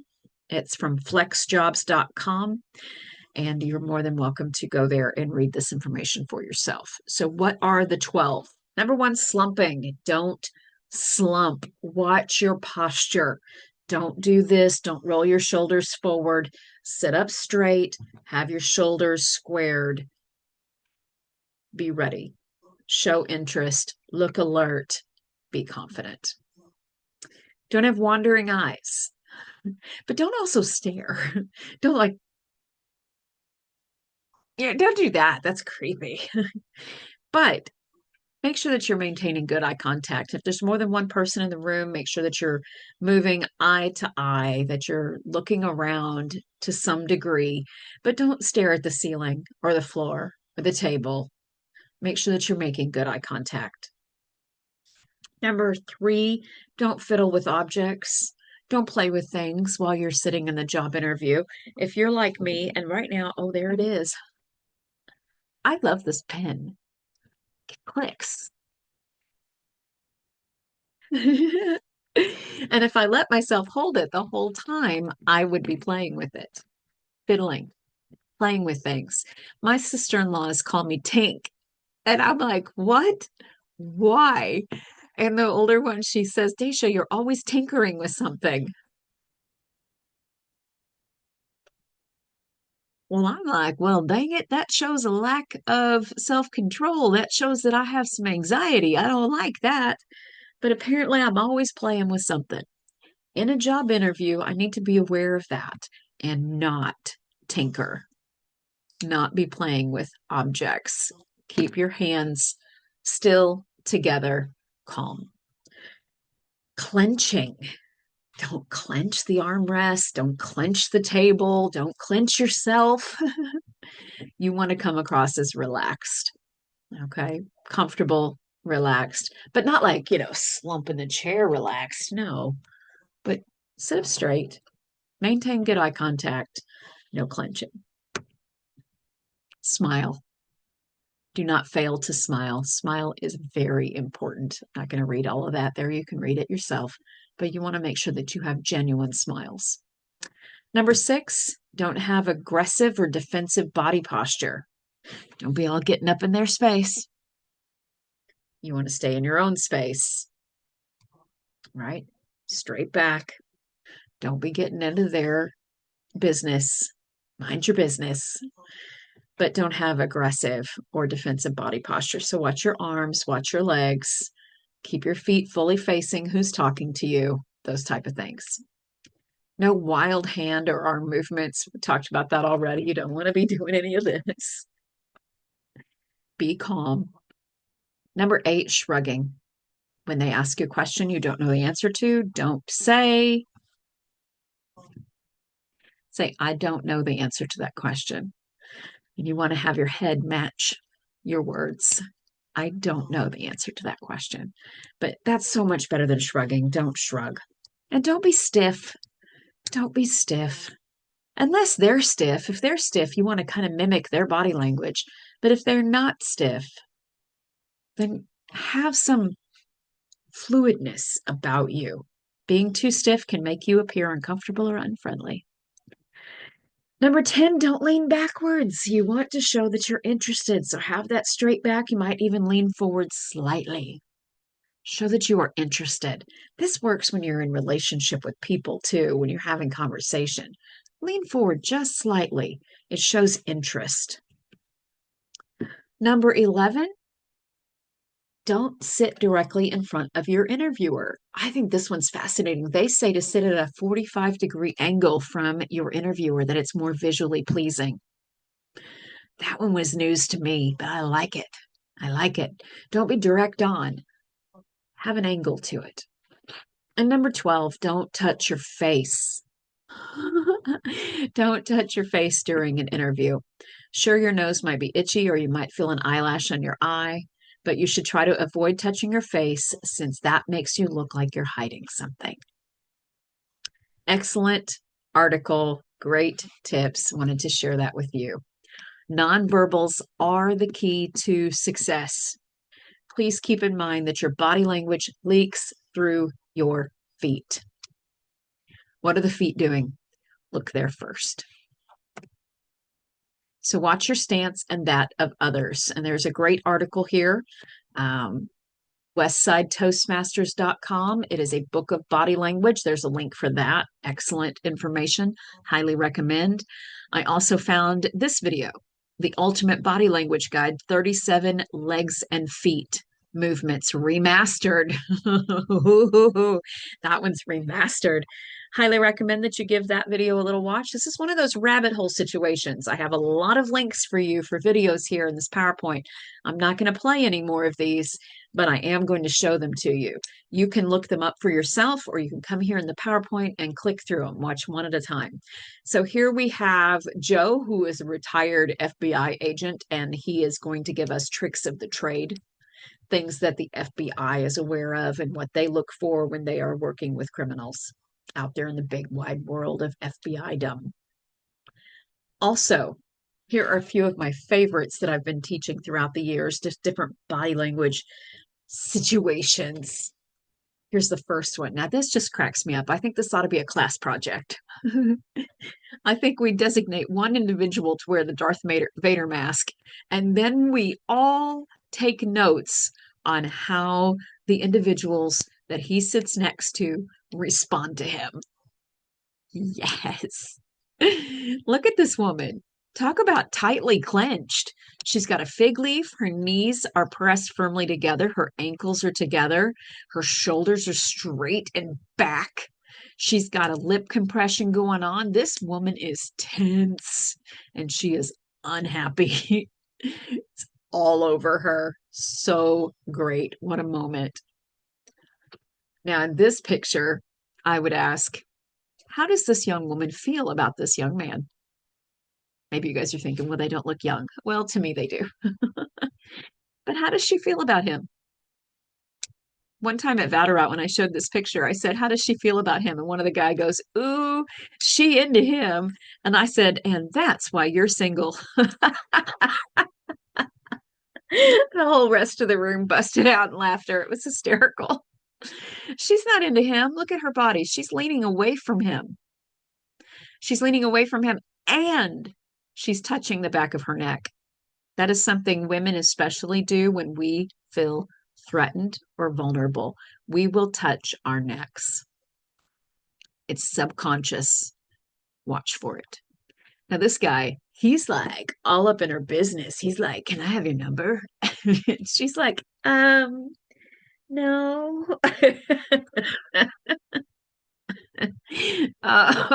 Funny picture. Now, this one, Bill Clinton is often referred to, or used to be referred to, as the master politician, body language expert, except for I did not have sexual relations with that woman, which he did, and it was proven, and he lied about it. It happened in the Oval Office. Oh my gosh. But for the most part, Bill Clinton was the master politician. He knew to keep his hand gestures within the chest cavity. When you're talking to others, you keep your hand gestures in this area. What that does is hands like this, fingertips pointing toward the face, you keep the attention on the face. And so when you're talking, you've got your hands, they're keeping attention on the face. It's quite brilliant. Now let's look at this little picture. This cracks me up. This is before Jimmy Carter died, obviously. This was when Obama was first president. So here we are, snap picture, the 5 at that time living presidents, all in the White House, in the Oval Office. and they snap a picture. Look at these guys. Look at Obama. He is cheesing, right? Look at him. That is what you call happiness. He's so excited. Can you imagine what that feels like? This is your first day in office and you're just like, what is happening? Like, I don't understand how we got here. He's like a kid in the candy store whose mom said you can have whatever you want. Like, he's just like, oh my God. And he's got a fig leaf going on, you guys. He's uncomfortable. So interesting. And then you've got George Bush Jr., right? George W. He's got himself right in the middle, shoulders squared, arms aside himself. Like that is the picture of confidence. Look at his feet. He is the picture of confidence. He's like, it's still my office, dude, for 5 more minutes. Now, Bill Clinton next to him, he's got his ankles together and he's got his hands behind his chest saying, I don't have anything to hide. He remembers what he did in that room. I have nothing to hide. And his body language says something different. I love that. It's so funny. And then you've got George Sr. over there on the far right, or the far left in the picture you're looking at. He's just comfortable. He's got his hands in his pockets. Think he's got something to hide? Could be. And then Jimmy Carter. Jimmy Carter didn't associate with these guys very much. And in frequent pictures, while he was still living, he would keep himself off to the side just a little bit, showing that he did not associate with these men. Right? He wasn't a part of the clique, if you will. The rest of them full on in a clique together. Jimmy Carter, not so much involved in that, and you can see it in the body language. He's even on the side of himself next to Bill Clinton. He's even got his hand in his pocket. He's just like, yeah, no, I'm not feeling it. Now, this lady here, ooh, she just came up for parole not too long ago, and I was furious. Like, this woman should never be let out of prison. So, this is Susan Smith. And years ago, what happened was she and her husband ended up on national television because their 2 babies, their 4-year-old and 2-year-old, had gone missing. And they were on television being interviewed, asking kidnappers to bring back their children. And her husband, his face is just crushed and you can see the pain and the anguish on this man's face. His eyebrows are pulled together, his forehead's all wrinkled, his mouth is drawn together. He's like, please bring my children home. And standing next to him is Susan, little wifey. And little wifey says on national television, I just want my babies home. Please bring my babies home. So she intentionally puts a little bit of a cry into her voice, but her face showed no movement, none whatsoever. There was nothing in her forehead, nothing next to her eyes, nothing around her mouth. When a mother has lost her children, they're going to look just like the father. Anguished, frustrated, hurt, scared. It's going to show. So the body language experts all looked at that video and said, she's lying. The police looked at it and said, she's lying. Not too much longer, it was discovered she had strapped her babies in their car seats, put her car in neutral, and let it go off into the local lake. I watched when her parole came up, I think it was last month or month before, they were talking about the case, and they said that they've determined that it would have taken 6 minutes for the car to go under. So 6 minutes, she would have heard her children calling for her. She stood on the side of the bank and watched as her children drowned. So she said to the police that the 2 babies, I think it's Alex and Michael, were calling for her, Mommy, as they were kidnapped. Well, not that whole story was true. They were not kidnapped. She strapped them into their car seats and pushed them off into the lake and stood by and watched them drown. So, yeah, she heard them call Mommy. See, her boyfriend didn't want children. So she was getting rid of them for him. Susan Smith. Ladies and gentlemen, look her up. Read about it for yourself. Disgusting. But her body language gave her away. Here we've got a picture of Bill Clinton. He's just all over this presentation, isn't he? Bill Clinton and Chris Wallace. And here we've got Chris Wallace as the interviewer. So he's supposed to be what, in charge of this interview? Not in charge of the interview. Who's in charge of the interview? Well, the one who's getting into the other one's space. And not only is he getting into his space, but he's touching him. Listen here, buddy. So here we see Bill Clinton taking over a job or an interview. Last one, Hillary. Oh, bless her heart, Hillary. Why did Hillary never become president? Well, because most people think she's insincere. Her body language is insincere. When she was on the campaign trail, there were a lot of people that weren't relating to her. And so she was told by the body language experts that she needed to become more relatable to especially the females in the audience. And so when she would have speaking engagements, this is like, you can look this up, read about it for yourself. She was told, point into the crowd and talk to the people, like, so glad you're here. It's good to see you. And so she started doing this, and like legit, a couple of videos, I've seen people go, me?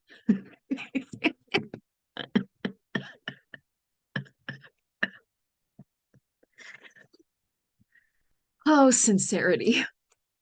We need to work on our sincerity and actually be sincere with our body language. Remember that idea of mimicking. Mimic someone's body language. It makes them feel comfortable. Except this dog. Apparently he doesn't care for it so much.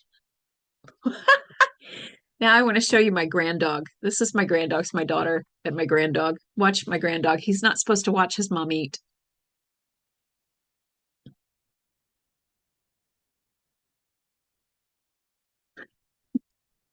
Dingo.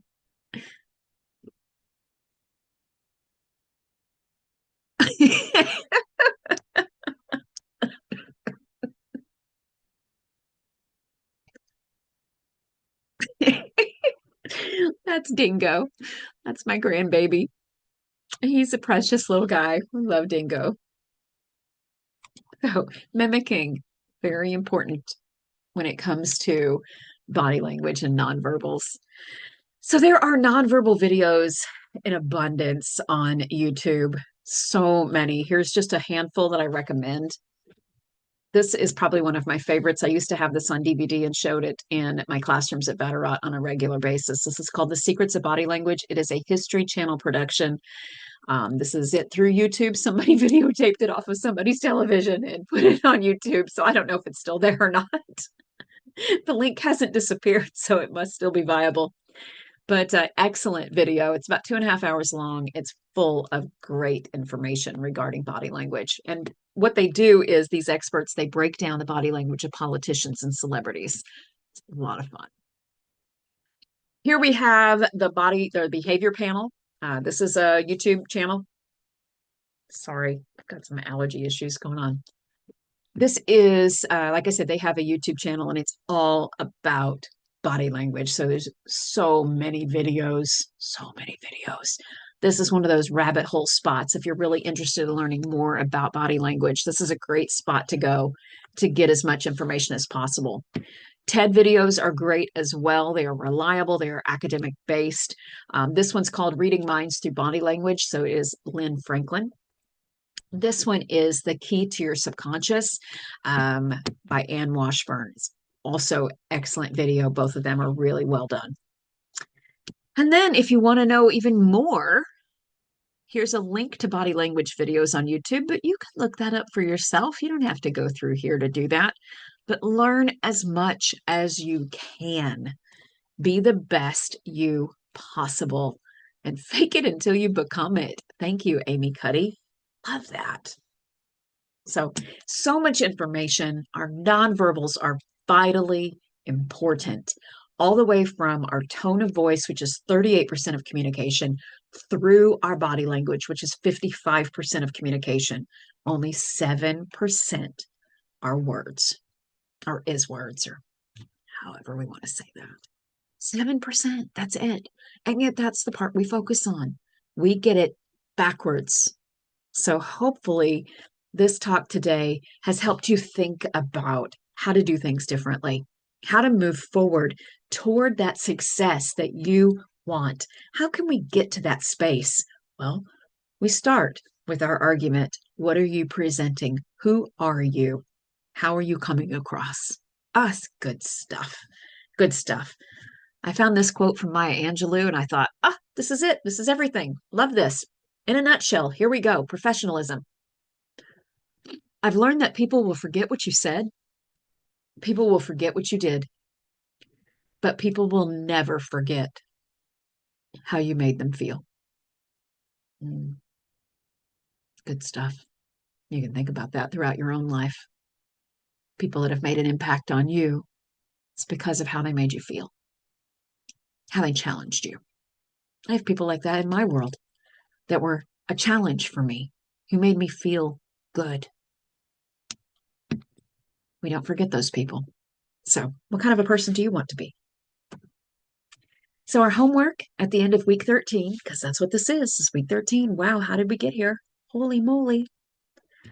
Your discussion thread on your nonverbals. I'm very interested to know there what has jumped out at you most from this big talk today. I realize it's a big talk today, but I am breaking this up. I've had a video lecture that I've been using for this section for quite some time that's about 4.5 hours long that encompasses nonverbals, resumes and cover letters, and interview skills all in one big shebang.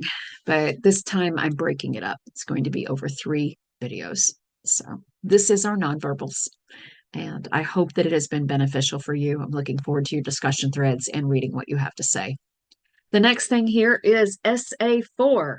SA4, 4, 4, 4. So the persuasive essay, the role of AI in career opportunities in the job market. What is the role of AI? So for this next essay, here is your task. Think critically about the role of AI in the job market. Think specifically about the career path that you desire to take. What will be the potential impact of AI on your future in that career? Will it impact your career? You will need to read and research information regarding AI in the workplace and AI in the job market. How is AI affecting job searching and career opportunities? Take a stance on whether you believe the role of AI in the job market is a good thing or a negative thing. Whatever your stance, use opposing perspectives to build your argument. Give examples of pros and cons, strengthening your stance by combating the opposing ideas with fairness and fact. Your criteria for success. I'm not going to read through all of that. It's the same on all of our essays. So make sure that you are familiarizing yourself with each of these items. This is what I'm looking for. This is what my expectations are. And every unlined bit here, of course, is a link to a help, to a handout that's going to assist you as you put this essay together. So that is the end of the PowerPoint. So let's go back to this real quick and talk about it just a little bit more. So it's the role of AI. Is it a good thing? Is it a bad thing? How is it going to affect the job market? How's it going to affect your chosen career? Have you thought about that? We all should be thinking about that. I need to be thinking about that in the career field that I'm in. So that's what our last essay is going to be about. I'm looking forward to your thoughts. I'm always up for learning more about AI. And this, I figured, is a great way to do it because you are all a bunch of very intelligent people. So let's get busy writing some good information. With that, we will close out the PowerPoint. And I know this has been a lot. Thank you for sticking with me through the entire thing. Every bit of this is vitally important. This is your argument. This is your life. Can you pull it all together to be the very best possible you so that you achieve the success that you desire? That's the goal. So with that, I'm going to say, see you next time. Next time we're talking about resumes and cover letters. Good stuff.